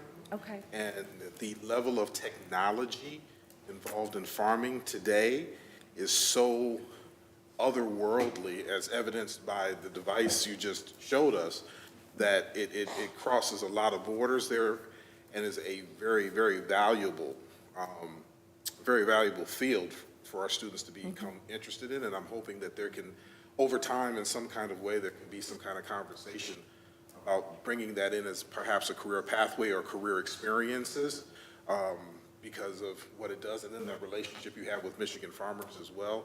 I just think that that is a huge opportunity waiting on a place to happen, and I'm really excited about the fact that you've extended that all the way back down to middle school, where I personally believe CTE really needs to continue to move and grow and begin. So thank you for that, and thank you for this as well. You're welcome. You're welcome. With the Farmington STEAM Academy, right before COVID came, the students came to me and wanted to do a student garden. Michigan is very hard with the school schedule with gardens. So when this opportunity came up, I thought it was a perfect fit because it can be 12 months a year inside the classroom, you know, inside the school, everything. So yes, I'm very, very excited to start this program. That's awesome. Thank you. You're welcome. I also want to say thank you. I appreciate every snack in this bag. I'm going to eat every one of them. They're actually pretty good.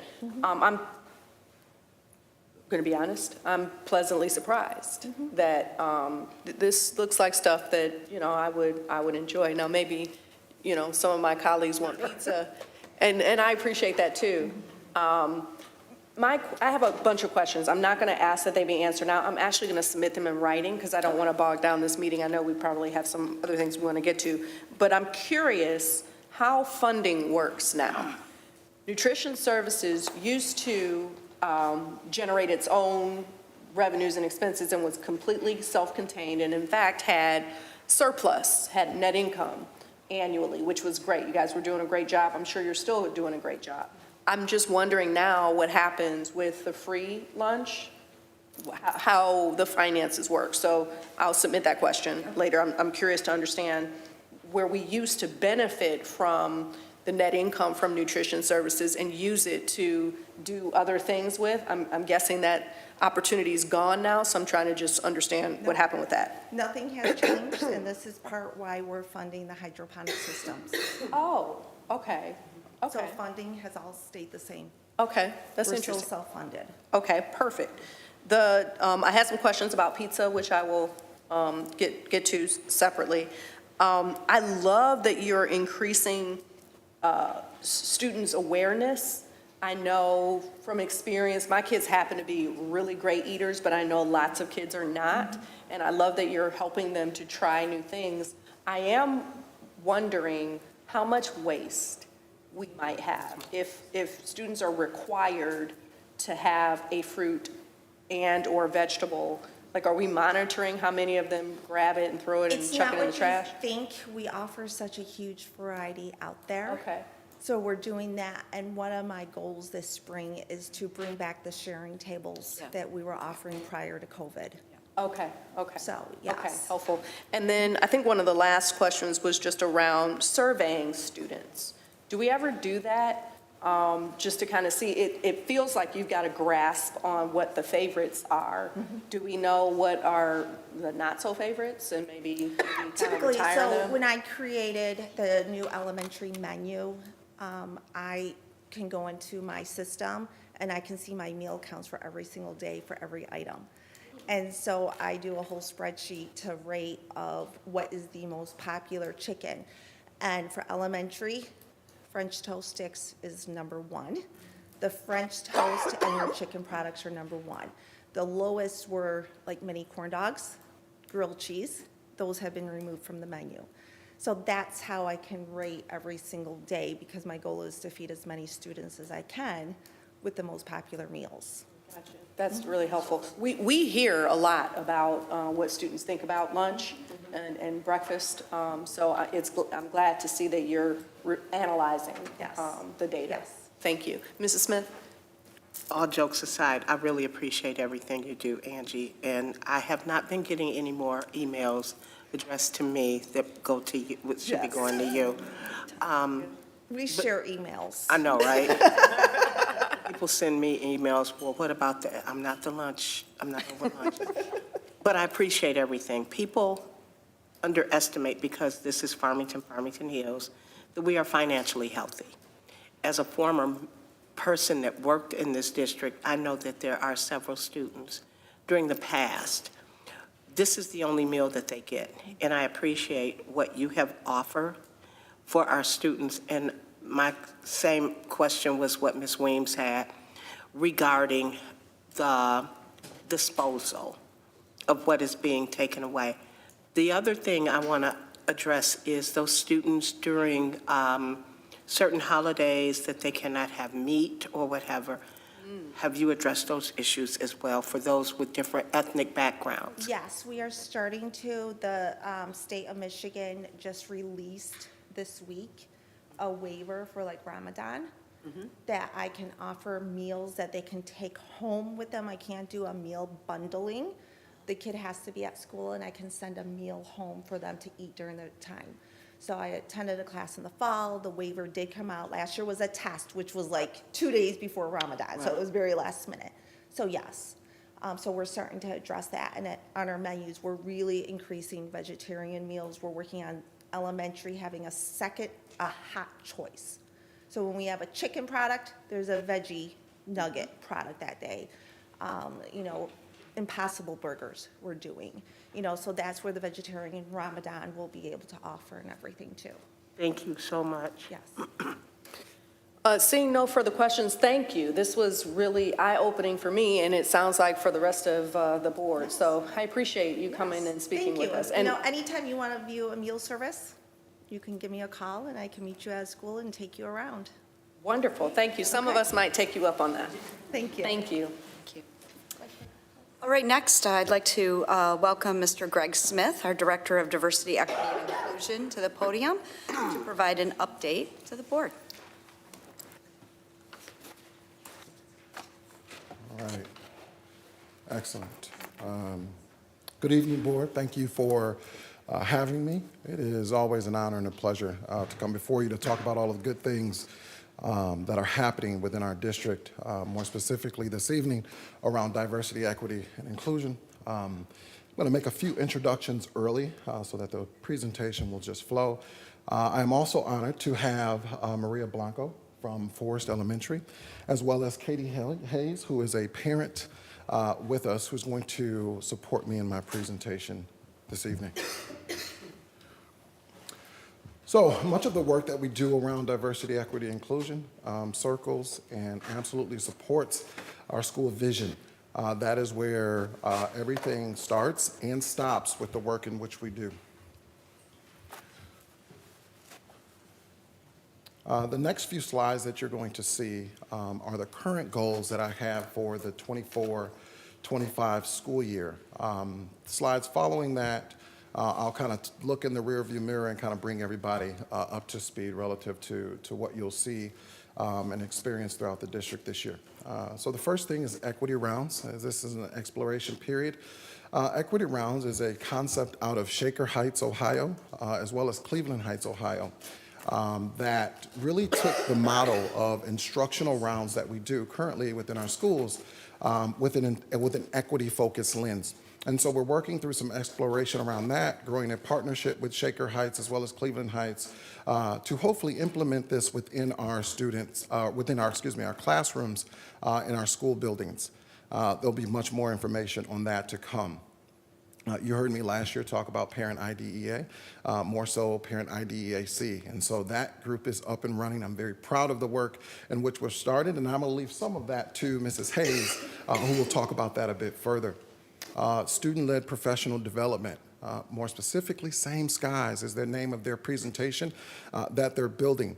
A bit more about this is last year around this time, I had students from the MSAN group come and present about their experience and work in which they would like to do throughout the district.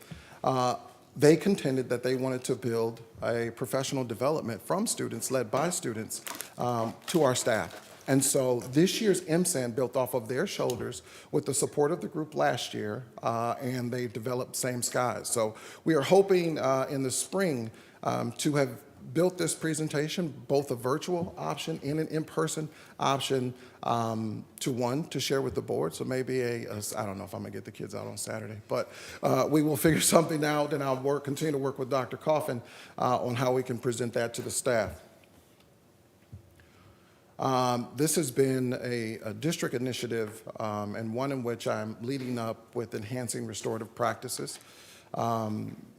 Restorative practices, honestly, is a profound practice that we have in our district, one that we should really be proud of. Farmington, in many cases, has doubled down on restorative practices, and we're definitely seeing the dividends of that within our schools. Our goal is to build complete restorative environments. From the front office to the principal's office to the classroom. To do that, we need to extend training. We need to extend awareness and knowledge. And so we're building and practicing and piloting those things. One, starting with our actual restorative practice of personnel or facilitators that we have here within the district, and also continuing conversations on how to grow that work and the impact and effectiveness of that work. The next thing is DEI dashboards. This was a recommendation of the Board of Education. So there has been a couple of working models that we are working through, a public-facing model as well as a building-facing model specific to some of the things in which we've kind of covered, and you guys kind of have those models. And we'll continue to flesh some of that out, but that is some of the work for the school year. And then lastly, this is our third year. This is my third year with the equity audit action plans. And so one of the culminating pieces that I would like to do is take a dipstick to see where we are in this work by the end of the year. That may come through surveying, that may come through some perception work and some more objective pieces as well. But we are continuing to track that through monthly and bi-monthly meetings with our administrators, tracking our equity data from the audit, more specifically to each building. So in the rearview mirror, these are where we've been. You've heard me talk about a lot of these things last year. And again, these are the larger chunks. There are a lot of more digestible chunks that are a lot closer to students, a lot closer to the community, a lot closer to the staff and the administration. But the comprehensive training, the online model, so we have that, and I think we have 4 or 5 workshops up that that teachers are taking part in constantly. It is really, really popular at the start of the school year and on our menu of options for teachers to take part in. Student IDEA, that is the coalition of students that bring to you one of the largest diversity conferences in Michigan. We've done that spectacularly over the last several years, and we'll continue to do so this year. This year's theme is Beyond the Margins. Right? Building EILs, those are equity instructional leads that we have in each of our elementary buildings. That is something very particular to Farmington. And we'll have Mrs. Blanco come and share a bit more about that. Course expansion, you know, the expansion of African American history and literature. We are a few months away from kicking those off. in implementing those. We've had a very dedicated team of staff and partnerships in our instructional department to build those courses. There's a lot of excitement around that. We're running full classes at our comprehensive high schools and really excited about that work. Again, I talked about the parent IDAC, and you'll hear a bit more about that. And then also tracking our representation in AP and IB. We did that through EOS last year. We since relieved that contract, but these are numbers that we're still tracking into the current year. Again, these are some of the pieces that I talked through, the student-led professional training.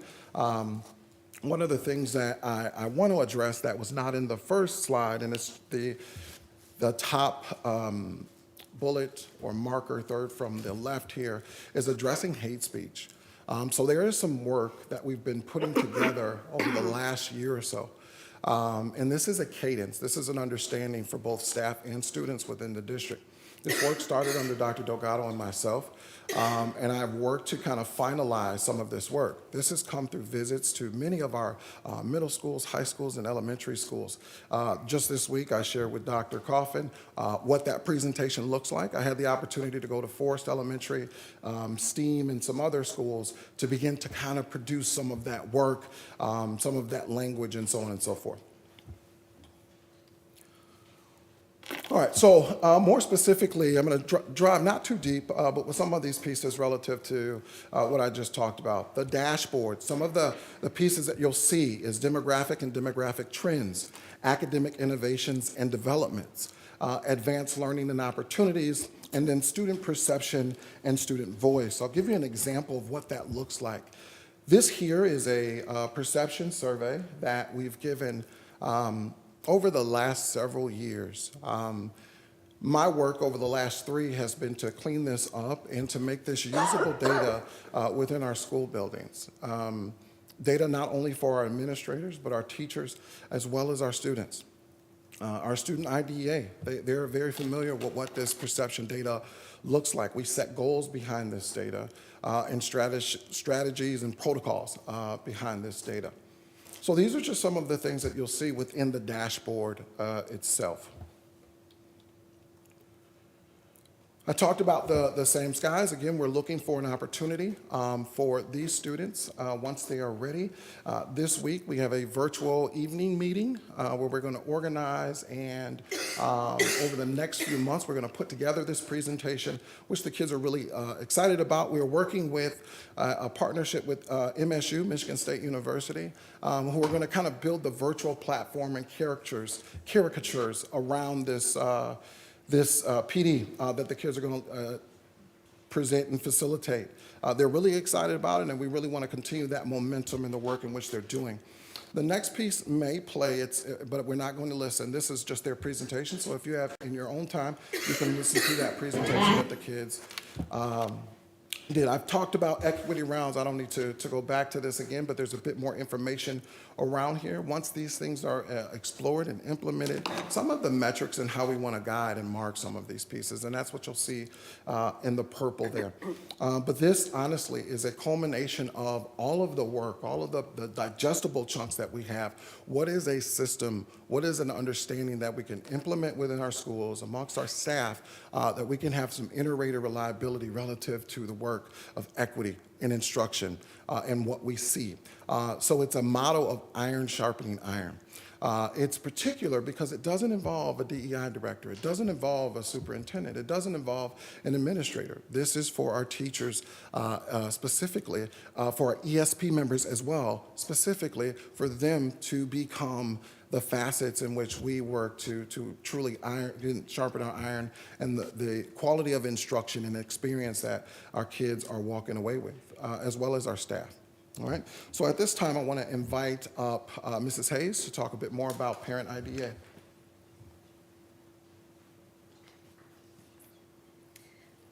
Thanks, Mr. Smith, for inviting me here and to participate in the Parent IDEA.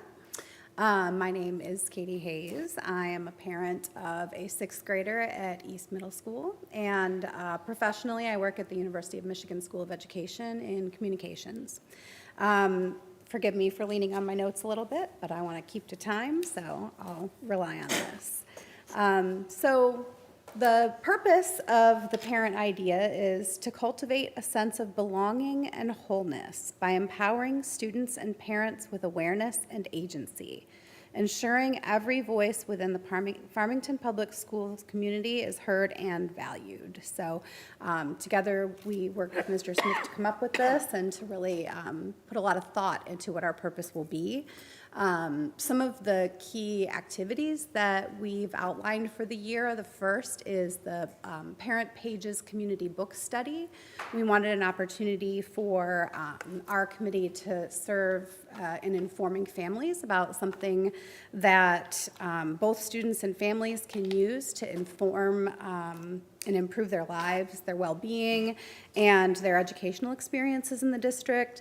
A way for parents, families, and students to connect with one another and talk about shared experiences that they're having, and to work together to empower ourselves and others around issues that affect our children's success at home and at school and beyond, in their communities, in the world, post-secondary education, et cetera. So we're looking forward to, this is the book, The Anxious Generation, that we've selected to get together and discuss this year. There's a lot of themes of mental health and wellness, technology engagement, student social development, bullying, interpersonal relationships through technology, that kind of thing that we think will really resonate across different diverse identities and relationships and experiences within the district. The second engagement that we're going to take up is through the Farmington African American Parent Network. We're going to have community conversations centering on agency and awareness. And really what we mean by that is having our students and families have a sense of control and influence and power, really, regarding their own educational experiences within the district. We want to equip people with information from experts who can come and give them really good knowledge, practices, and skills that we can apply in our daily lives and work together both at home and at school with these kids and do it as a community. And so I want to acknowledge the longstanding work that FAPN has done in this community to really build parent and family involvement and the many ways that their organization serves all of the students in our district.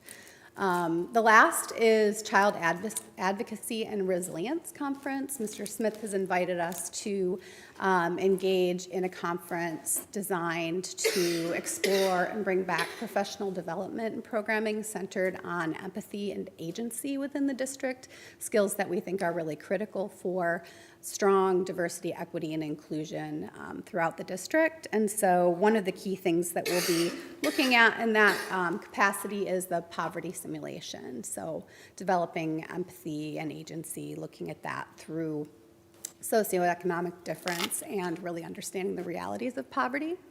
So we'll be exploring that along with Mr. Smith. And then just on a final note, I wanted to share a little bit about why I'm here very briefly, because I know this meeting is long.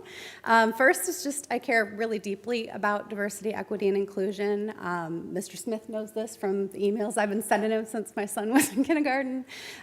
You know this, I've stood here, I've written to all of you, and so I feel really strongly about this work and that our district will be more successful if we do this work and do it well and continue to improve that work.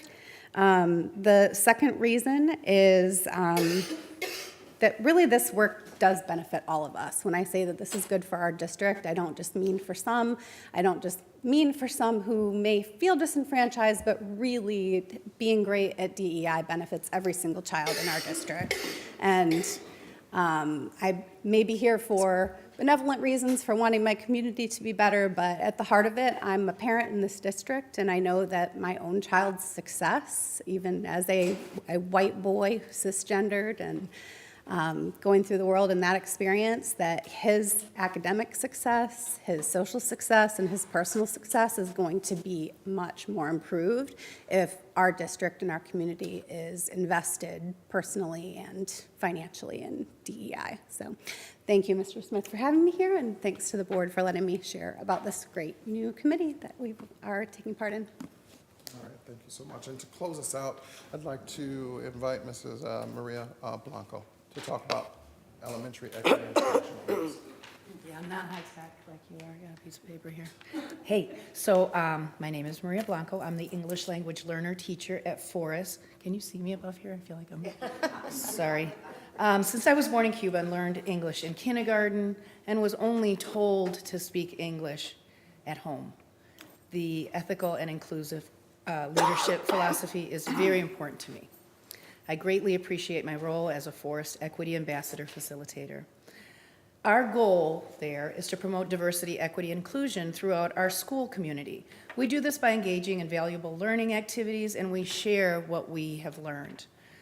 For example, during one meeting, was super cool, when prompted with a question, these were fifth graders, for the equity ambassadors, of where does our school demonstrate something that shows both equality and equity? And those brilliant geniuses said, the library, Ms. Blanco. I said, well, tell me more. What do you mean by that? I don't understand. Well, it's equal because all the students get to check out books. But it's equitable because we have a variety of books at a variety of different reading levels. Boom.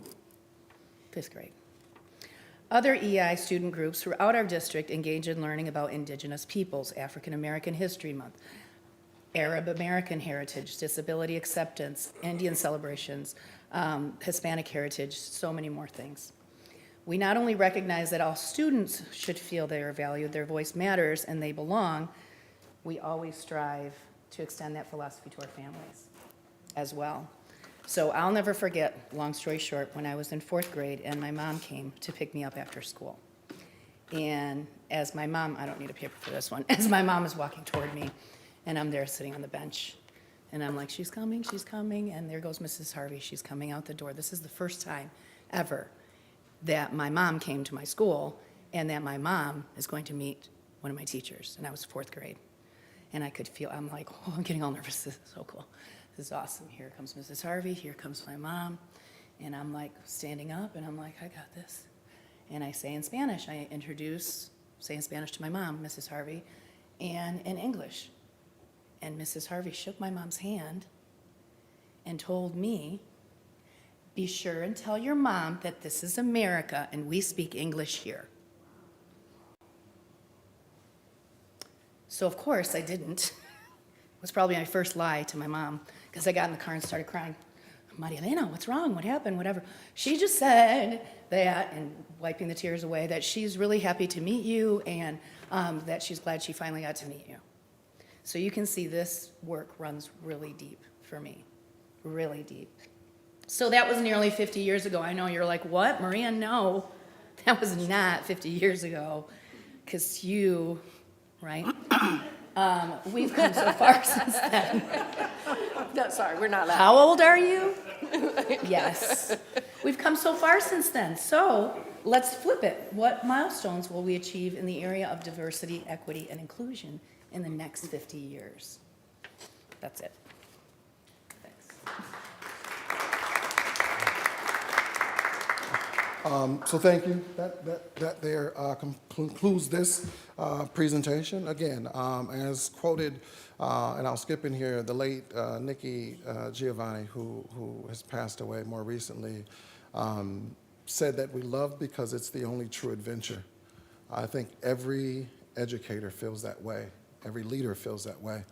And so we look forward on this adventure, transforming challenges and opportunities into progress.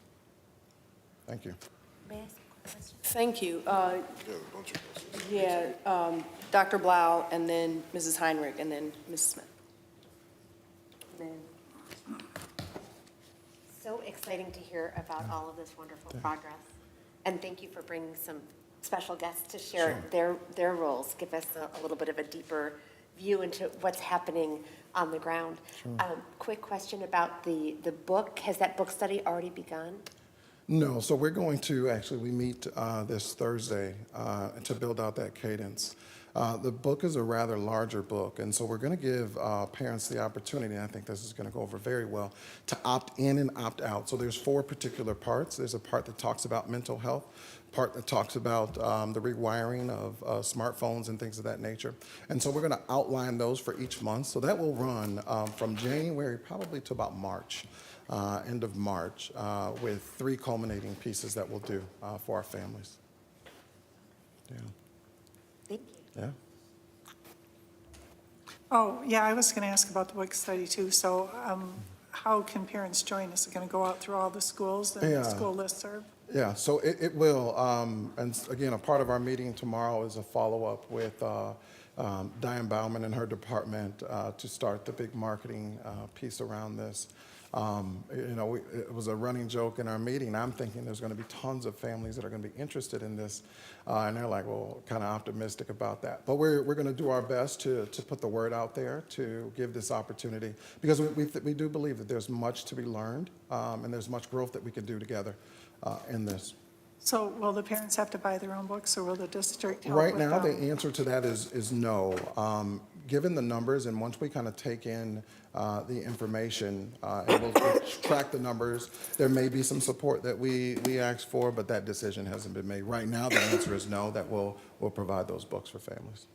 Okay, and then I wanted to ask, the slide that you had on perception data. Sure. I like that information. It would be helpful to see comparison from year to year, Yeah. to see if we're improving or not Sure. improving. So that would be helpful for future. And then the EI leads, does every building have an EI lead in it They do. then? Oh, They do. okay. Yeah. And is that a dedicated position, or is that just an extra duty for someone? It's an extra duty. This is An extra something duty. extra that they take on. Okay, all yeah. right. And then, okay, thank you. Yeah, and thank you for the work that you're doing. Oh, thank I you so really much. My appreciate pleasure. it. It's important work. Hola, ¿cómo está, Señora Maria? Okay, look, we just going, because everybody don't understand, me and you talk after. That's so I not fair. too- That's so not fair. Don't do that. Don't leave me out of the conversation like that. That's why we said we'll discuss everything afterwards. I want to first say thank you. Muchas gracias for your story. I, too, grew up in a Spanish-speaking home and didn't speak English until 7, and was told that I could not speak due to the fact this was America. So thank you for sharing your story as well. I want to first say to Mr. Smith, I thank you for your graft here. I'm looking at number 1, where it says selected to, people accept them in their classrooms and in their schools. 37.37%, they are accepted. That was number 1. Number 4, I belong when I am at school, 38%. Number 5, which is right below, encourage me to show and work with people that don't look like me. 49.51%. I want to thank you for giving us this information, because so often, while I'm in the community, I am hearing, or I'm getting an email, my kid is not accepted. Conversations need to be held at home. This shows that they are accepted. I love that you have this book here, but I think that parents need to read it as well, because it was mentioned by your speaker that the technology bullying and bullying alone is crucial. And that is taught behavior and is taught at home. So I encourage the parents that read this book or get this book for their students. And I'd like to take part in this, because at the end of the day, cyberbullying, whether it comes from a child or from an adult, it's not right. And we've been dealing with cyberbullying and bullying throughout the country, as you know, what we had to deal with a few months, well, right after the election. But the emails that we have been receiving throughout the community, bullying, I thank you for this book. Thank you. And we'd love to have you. Thank you. Dr. Turner? Thank you. Ms. Smith, thank you for doing the work that you're doing in the district with this. This you know, it's heavy work, you know, especially nowadays and times, you know, but when you look at our community and how diverse it is and how it's continuing to become more diverse, Yes. and this work is necessary, no matter what you call it, whether it's DEI, DI, whatever There you letters go. you drop out, that sense of inclusiveness and belonging is important. When you talk to parents, and you talk to community members about why you are choosing Farmington as a place to live, Farmington Hills as a place to live, it's still around the reflection of who we are and what we see in our neighbors and what we see in our schools. Ms. Smith was focusing on some of the data. I was looking at some of the other side of the data, which is where we have sometimes, where we have never, where we have not an absolute yes. So I know there's still work to do. And just stay buckled in with that work because it is challenging, but it is everlasting. It is every day. So carry on. I appreciate that. I'm also going to kind of highlight Dr. Coffin in this. We had a pretty spirited conversation around data in one of our cabinet meetings and kind of walked away. This is what I walked away with. And it's to your point that the weather may say 10 degrees outside, but the feels like is -14. There you go. And so the numbers may say one thing, but the actual feel of the experience is a bit different. And so I'm excited that we're starting to kind of unpeel that onion in a sense. And we do. There is a mindful eye on the other end of that graph. But it is one that we're going to work through with innovation. It's one that we're going to work through with a sense of healing and togetherness. I want to say that there were 3 books that were given as a choice, and a lot of the other 2 books was Dr. Powell's work out of UC Berkeley, and those dealt with specifically around belonging and feeling othered and so on. And we looked at language, had in-depth conversation, and that's where we landed. But because we felt like no matter where you were on that spectrum, you can identify with cyberbullying. You can identify with the work that smartphones are doing or mental health and so on and so forth. So we're definitely working and charging into that heavy work. Yeah. And you know, just as a last point, rather you embrace this work or you don't, you stand and bear witness to it. It's just not here in the K-12. It moves on into, you know, higher education, into whatever pursuits they provide for themselves. It's present. And after that, you're in the work world. Wow. In the work world, it's present. So, you know, I'm just really happy that, you know, the conversation is still being had in terms of its significance in the world, because whether you talk about it or not, it's still ever present. So, thank you. Appreciate it. Thank you all for your comments. I have, I'm sorry, Mr. Walker. I'll take the doctor. You got to earn that, man. First of all, I just really need to say, I am so sorry you experienced that. There's not enough of, and this is what I love about the work that you're doing. Typically, when people hear the DEI part, they go straight to the black, white, they go straight to the racist, non-racist, and all that other good stuff. And it's not really, it's about that, but it's not about that. It's about building systems and situations and cultures where people's lived experiences are simply respected, period. And from there, all kinds of other beautiful things get to happen. If you respect my lived experience, you're respecting my identity. If you respect my identity, you've created an opportunity for me to belong. Simple work. Okay? And as a part of my lived experience, you need to recognize some of the traumas that I've experienced. You need to recognize the fact that just because you think the world is this way doesn't mean your version of the world treated me in the way you see that world. And you're building that work. And to my colleague's point, changing a system, building a culture takes a huge amount of time. It does. The seeds get planted and they get moved on. You said it so beautifully. But I also want to lift up, and I know you're doing this in the work too, that individuals' behaviors still get to be individuals' behaviors, and some people who don't buy in will still reflect some things that may make people think the work's not happening.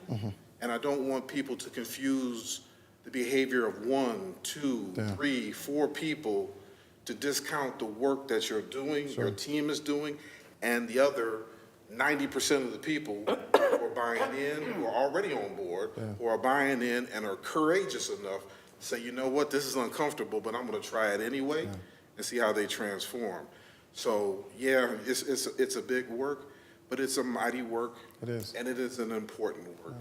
And it is about the things that, to your point about your son, if we're all connected, if we're all respected, everybody gets to win.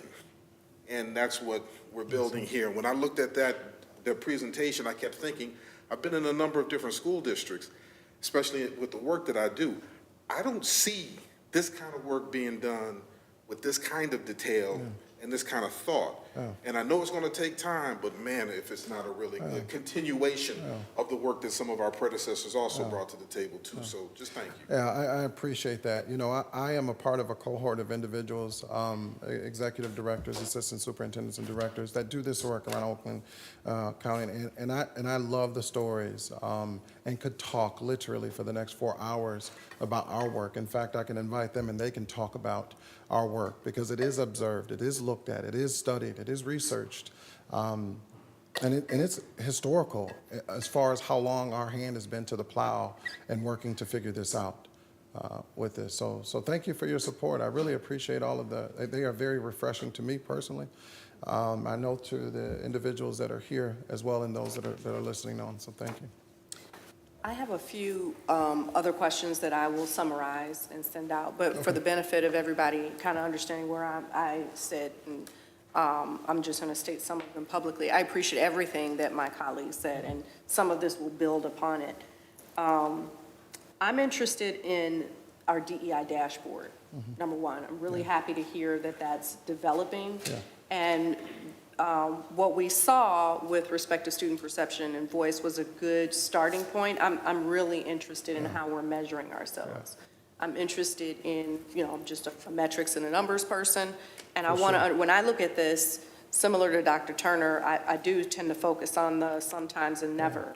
And I'm looking and I'm saying, wow, a good 20 to 35% of our students are in that category.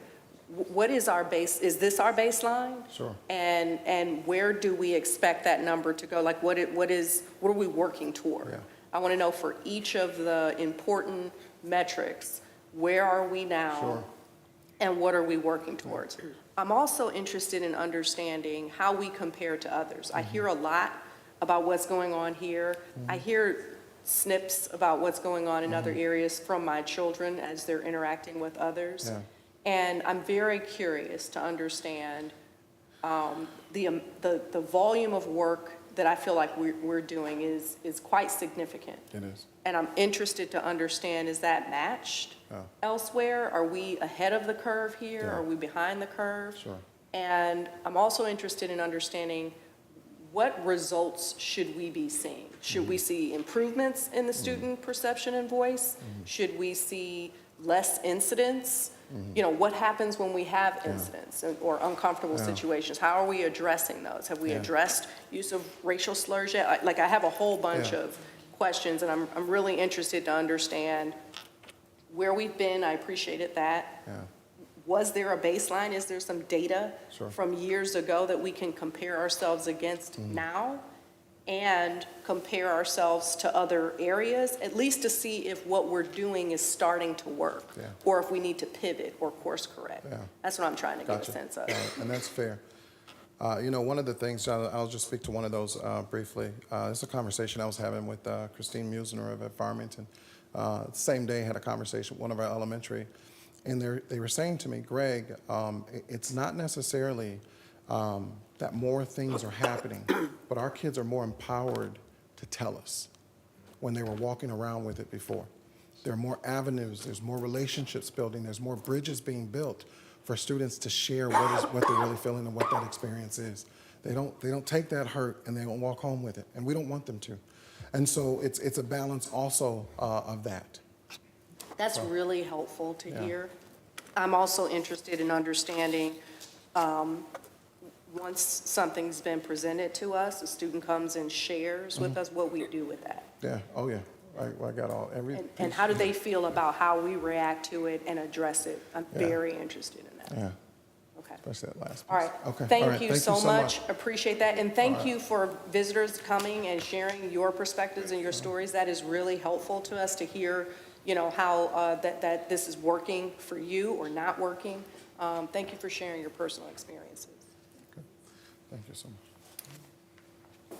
All right. I think that now moves us to reports from board committees. We'll start with the Communications Committee, which is Dr. Blau, followed by the Finance Committee. And then I'm going to ask, it's not on the agenda, but for Mr. Walker to talk a little bit about the direction he might want to move in policy. Yes, we had a communications and community engagement meeting on December 5th, where we discussed many possibilities for our topics for upcoming community dialogues, as well as format and other things that we might do to create additional opportunities for community engagement between members of the community and the board. We revisited the topics and have decided that for the upcoming dialogue in February, that based upon results from the Cobalt survey, that the community is interested in exploring STEM and STEAM opportunities in our district. And so that will be the topic for our community dialogue. This includes STEM and STEAM, both in terms of we have one particular school building, K-8, that's designated as a STEM STEAM academy. We'll have an opportunity to explore elements from that program that are also being incorporated into our other elementary and middle schools.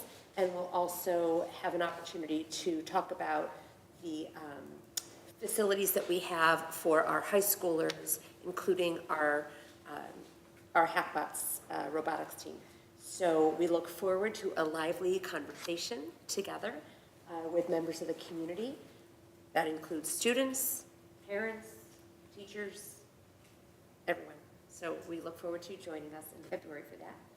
And we also, it's interesting that there's going to be this book study because Ms. Heinrich and I, for a while, have wanted to start kind of a book club here to create another avenue for community engagement. And the idea behind our community engagement and communication committee is to create opportunities for board members and community members to engage in dialogue and build relationships with one another in ways that we're not able to in this kind of setting.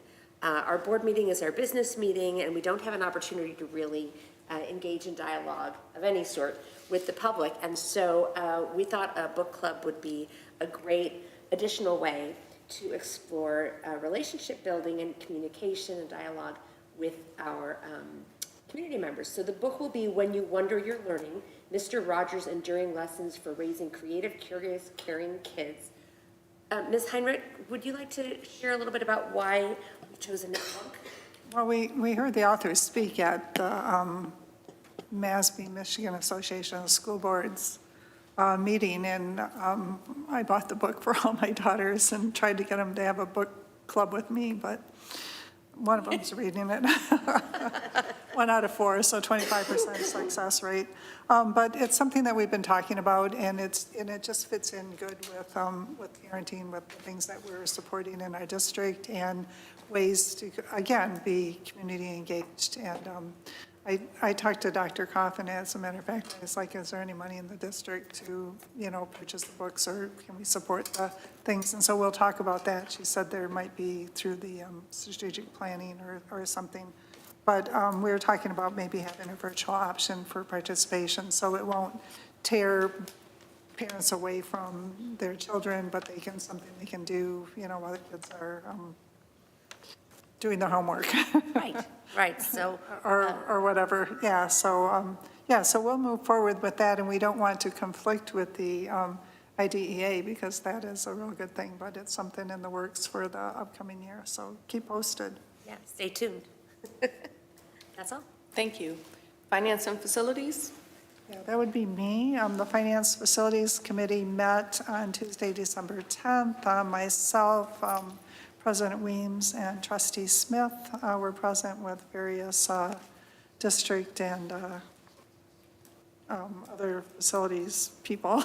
So anyways, we talked about budget to actual, which Ms. Jennifer Kaminsky presented, and it's a summary sheet that they were putting together at a higher level by object. Usually when the budget is presented to the school district, it's at a function level. And so it really has the comparing current year to prior year in the categories of salary, benefits, purchase services, supplies, capital outlay, and payments to other district. And it's going to be a living document that is going to be updated monthly. So it'll be good information that will be available to the board. We also talked about facilities usage, and Dr. Coffin, Mr. Smith, and Mr. Wills looked at proposals to remodel space at North Farmington High School to create a STEM space. And they're looking at converting the 2 auxiliary gyms into full-size gyms as far as making that a more usable space. And so we talked about programming needs in the future, and space is required to house them also. And so a difference between short-term solutions and long-term solutions, and possible ways that these longer-term solutions would be funded. And we authorized Plant Moran Real Point to move forward in the cost estimates for 3 projects: the STEM space at North Farmington High School and the auxiliary gym models at both high schools. And the thought process behind that is that there's going to be about $3 million left on the bond after all the facilities updates. There's, out of unallocated and savings projections. And so these short-term projects should be able to be funded through the bond money. Also we had a talk about safety. And I think that's real important to highlight that we're not complicit or complacent in what we're doing as far as safety, but Dr. Coffin really has a weekly update and is looking at enhancements and meeting with other organizations and really, looking at what we're doing to always make sure that we're providing and investing wisely in school safety. And future agenda items, the district had reviewing the bus route to look for efficiencies as far as in transportation, and looking at the needs of our buildings and how to allocate our spaces and make sure that we're using the best use of our facilities. That was it. Thank you. Mr. Walker? So thank you for this point of privilege to be able to share this information. So just being as brief as I can, Sunday I saw a report on 60 Minutes about a website, or one website that they were featuring, but a series of websites out there that allow persons to take digital photos from anywhere, Instagram, Facebook, wherever you might find it, process it through this website and nudify the photo. So the report centered around this young girl who was victimized and traumatized because some boys took her, I believe it was her swimming picture, she was on the swim team, ran it through this website, and because of AI's incredible capability, nudified the poor girl from the neck down. Picture was circulated all around the school. When the mother and the daughter brought it forth to the principal, according to the report, not a lot was really done, primarily because the principal didn't feel like where was the grounds to work off of, because technically speaking, it wasn't a nude photo of the girl. It was AI's re-rendering of the girl, of something else on top of the girl, which has prompted through the report, prompted this huge discussion about this kind of thing, because it has all kinds of negative consequences and connotations involved with it. At the end of the day, what one of the experts that they had in the report had to say is that how we address this is going to have to start from, federal and state law and work its way down, because it has connections with pedophilia and things of that kind of nature. And from that area, or from those rulings or those laws that are developed, we can begin to form policy. It disturbed me so, and watching the young lady and being a father of two daughters especially, it disturbed me so. I just got to thinking, and I called President Weems and I said, listen, this is an opportunity for us to the degree that we possibly can, be proactive as opposed to reactive in a way of policy. So I went through our policy that night to see what did we have that even lended itself to the situation, and to see if I couldn't figure out a loophole outside of the policy. And arguably, for everything that I was able to find that we have, there is a way to get out of it if someone were to be doing this in our district. And so what I would like to do is bring forth at our next policy meeting this as one of the topics of discussion. I have some areas in there where I think with some different language, perhaps from the lawyers, that we can maybe begin to craft something that, while it may not speak to the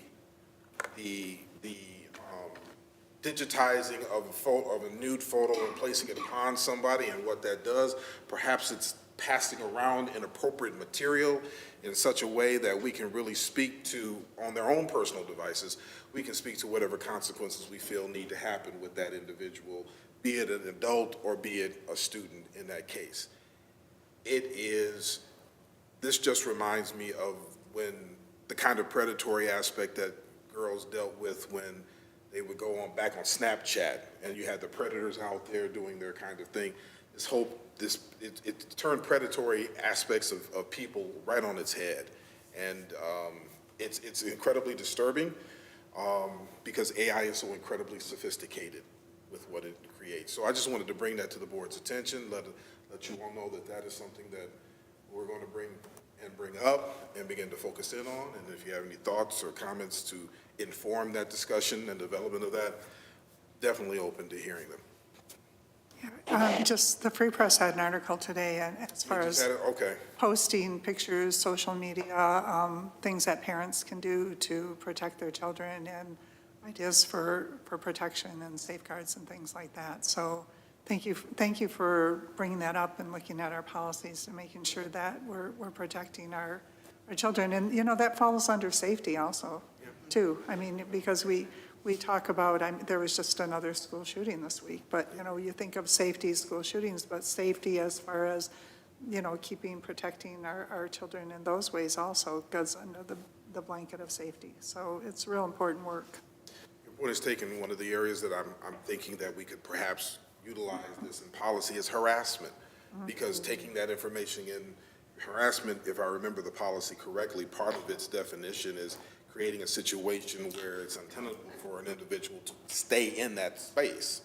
And arguably what they did to this young girl, they created a space where it was almost impossible for her to be able to have any kind of normal existence in her high school. So to me, that would constitute harassment, but I'm sure that there's some language we would have to work in order for that to create something that would stick in that regard. So I'll go searching for that Free Press article, because in addition to the policy, I would really like to be able to come out with some suggestions, maybe find an expert we can talk to that would talk about, again, ways in which people can try to protect themselves from this kind of thing. But this is the world in which we live, unfortunately. Yeah, I'll forward it to you. Thank you. I appreciate that. Thank you for that discussion.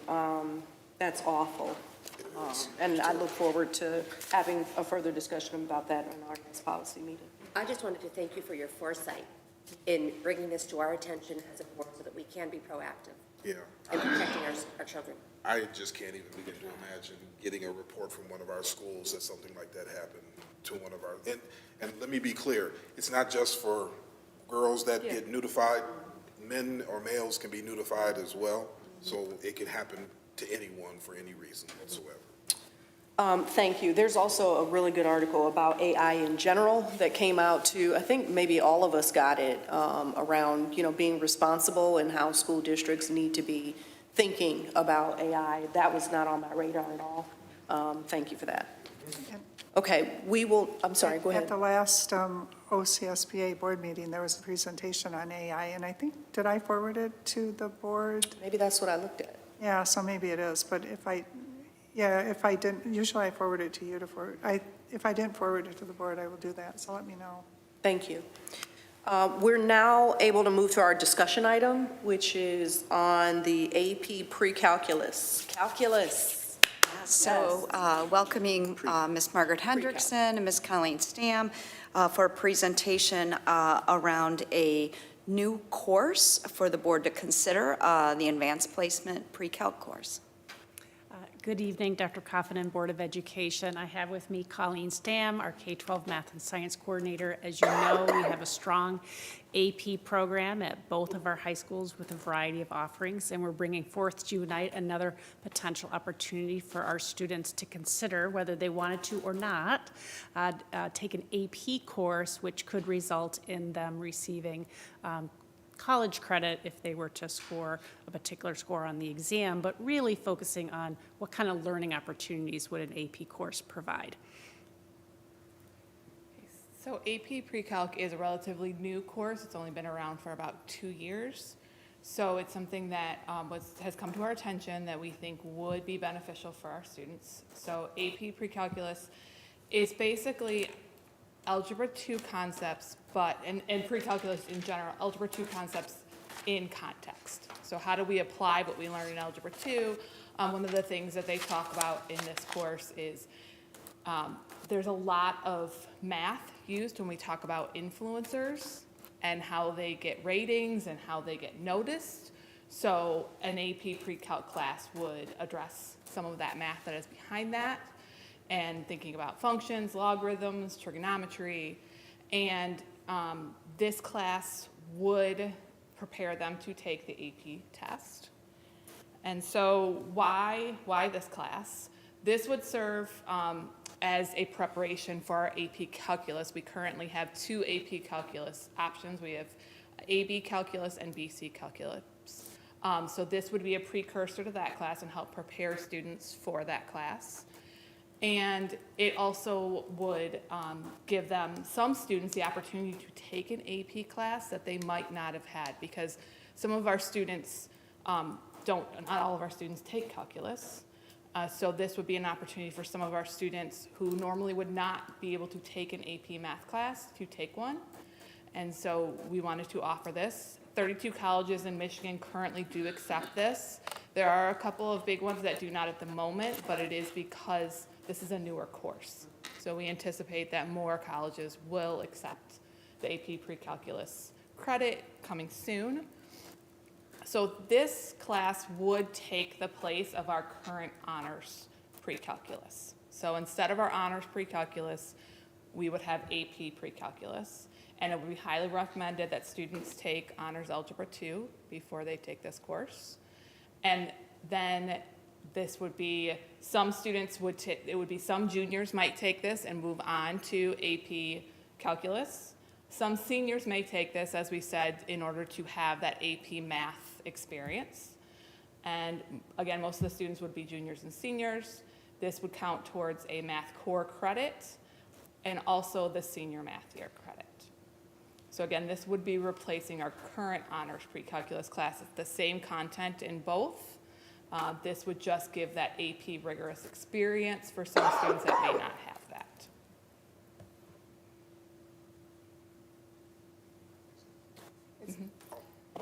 Yeah, your math teacher here, former, okay, retired.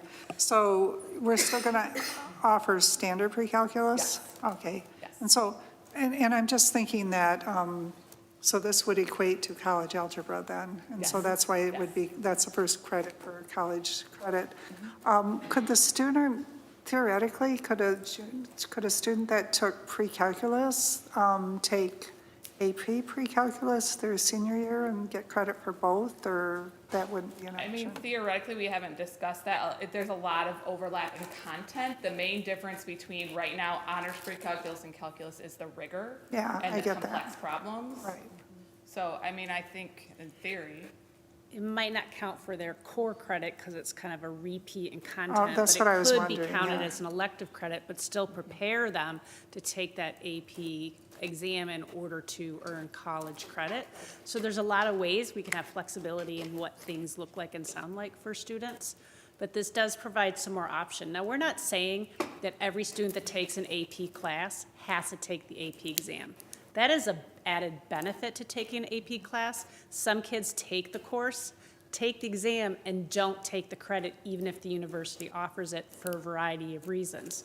And we have students that want to be in an AP course that don't necessarily want to take the exam. And so we want to make sure we provide the opportunity for that for students and increase that access.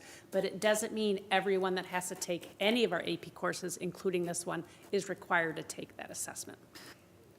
Do we give an extra on the grade point for taking an honors class? Advanced placement courses do weight your GPA, and depending on where you go to schooling in post-secondary, some schools unweight it as they do the admission process, but still look at the rigor of your curriculum. It all is different from school to school.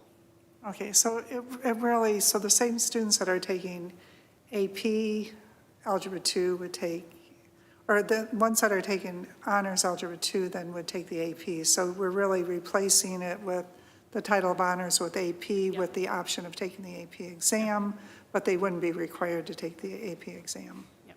Okay, got it, thank you. Dr. Turner? Just a couple questions, and maybe I missed it. When will we be looking to add this class? This would be for the coming school year for 25, 26. So once we would have discussion today, action in January, if it's approved, we would look this semester for an AP pre-calc book to be used for the coming school year. Got it. And then two follow-up questions. One, do we have the teacher capacity to actually offer the course? And then coupling that teacher capacity with budget and resources? Yes, so to answer your first question, our honors pre-calculus teachers already teach the same content and rigor, just not under the title of AP, as well as not providing the assessment. So we do have the ability to offer that from a staffing perspective. The number of students that take this course is relatively reasonable. So when we think about new text adoptions, as we've talked about before, we always go through our budgeting process with the business office to ensure that we cover new text, particularly for new standards and new courses. So I'm not concerned about the budget, and then we spread that out over a few years so it doesn't hit, we pay the full amount maybe for a 5-year subscription, but then we, what's it called? When we roll, we spread it out over the multiple years. So on the budget, it works out. And then we also have specific funds set aside for any new teachers that take AP, teach AP courses to get the advanced placement training. Yep. That would happen this summer for them. I had a question about whether there are more instances where an honors course mirrors an AP course, such that we should be doing the same thing for those courses. And in particular, I'm wondering about the credit. We've got a lot of kids who are taking honors classes that don't get that weighted grade point average. They don't, okay, that's what I was. Right, honors do not. Honors don't. AP does. Correct. And so if this is a course where, or if there are courses where honors substantially approximates AP, then I'm going to either argue for the honors students to also get, that same grade point average weighted, or move toward AP/honors classes. So it is not true that all honors classes would have an AP equivalent. What I learned through this process is that pre-calculus is a college-level course already. And so when you offer it as an honors, offering it as an AP makes sense. It's just the AP pre-calc has just come about over the last few years. Through the College Board. So we always taught our honors pre-calc as though it was a college math course, because pre-calc is a college algebra course. It's not always true that an honors class would be. So we do have like honors biology, but it's not the same curriculum as AP biology. Or honors Why- chemistry I- isn't always so- the same. Yeah, I'm not going to bog down this meeting for that, but I would like to understand that better. Why do we need both honors and AP? What is the difference? Sure. Okay, well, I would very much like to understand Sure. what those differences are and why we would encourage a student to do biology versus honors versus AP. Okay, it's a different conversation for Yep. another day. Thank you for that, Terry. Thank you. Any further questions? All right, so we will see this come on to the agenda as an action item in January. Okay, thank you. Okay, we're going to now move to our second opportunity for public comment. This is the second opportunity and last opportunity for public comment. I see one person coming up to the mic. You can just go ahead and go to the mic and then give us your card later, just for the sake of time. Or you can give us the card now. Well, first of all, I wish everybody a very Merry Christmas and more importantly, a healthy and happy New Year and a happy Hanukkah also. I'm not here to talk about reading or academics, although I'm here to talk about the fact that sitting in the audience, depending on who's speaking, we can hear clearly or we can't from this position. We can hear you guys very well.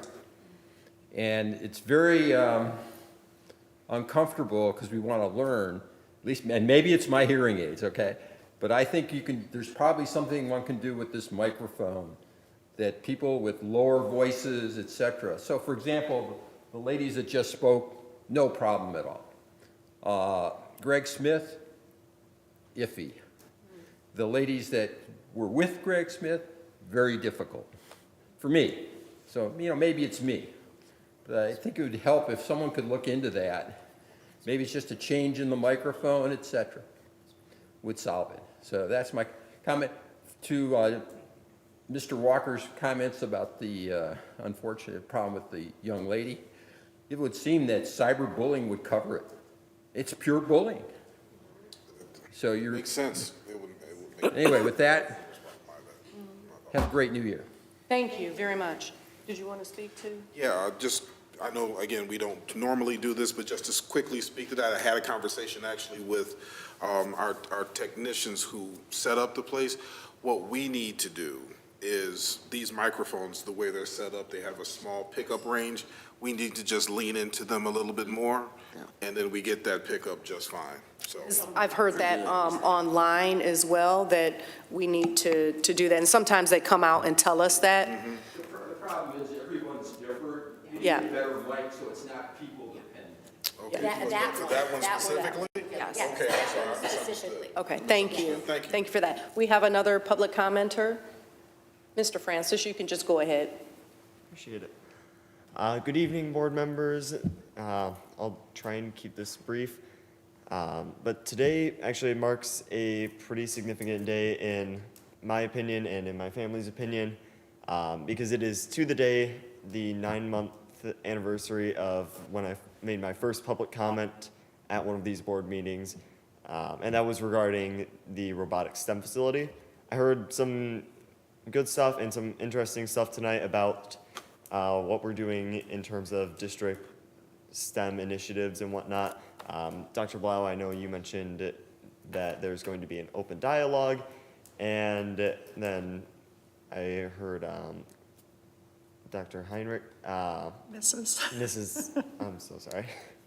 Mrs. Heinrich, I heard you mention looking into some spaces at North, and I'm just a little concerned with timeline for a lot of these things, because as I mentioned, I've been coming in here for the past 9 months, and we keep hearing, we're talking about it, we're working on it, things are going to start moving soon, but it's really hard for us on the robotics team and myself as a student to keep that hope when, there's no true action being shown.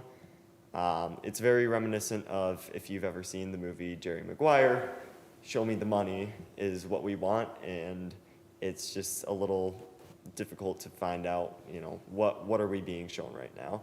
And, with the community dialogue coming up in February, February is one of our busiest times for robotics. That's our core build season, and that's when we need to be absolutely dialed in. So becomes really difficult to ask our mentors and our students to come out for another day on an already super busy build season. So the timeline is concerning me, and I worry that, you know, the longer I come in here, the more my words just get, you know, diluted and pushed under a rug almost. Not to say that there isn't work being done, but it's just, again, hard to keep that hope when there's nothing to see for it. And then I did also want to make a comment on looking into North as a potential option for a new facility. I worry about that as a member because I know how important continuity is. One of the main reasons we're pushing for a STEM facility here is because we don't want to have to travel to Livonia every time. So if we have to travel even 15 minutes down the road just to North, that still ends up being almost the equivalent of traveling to Livonia. Thank you. Thank you. Thank you for your time. We are now going to move to, oh, I'm sorry. Is there any other, thank you for that. We do need your card. Is there any other public comment? Thank you for the reminder. Calling one more time for public comment. All right, thank you for everyone who submitted a comment. We hear you.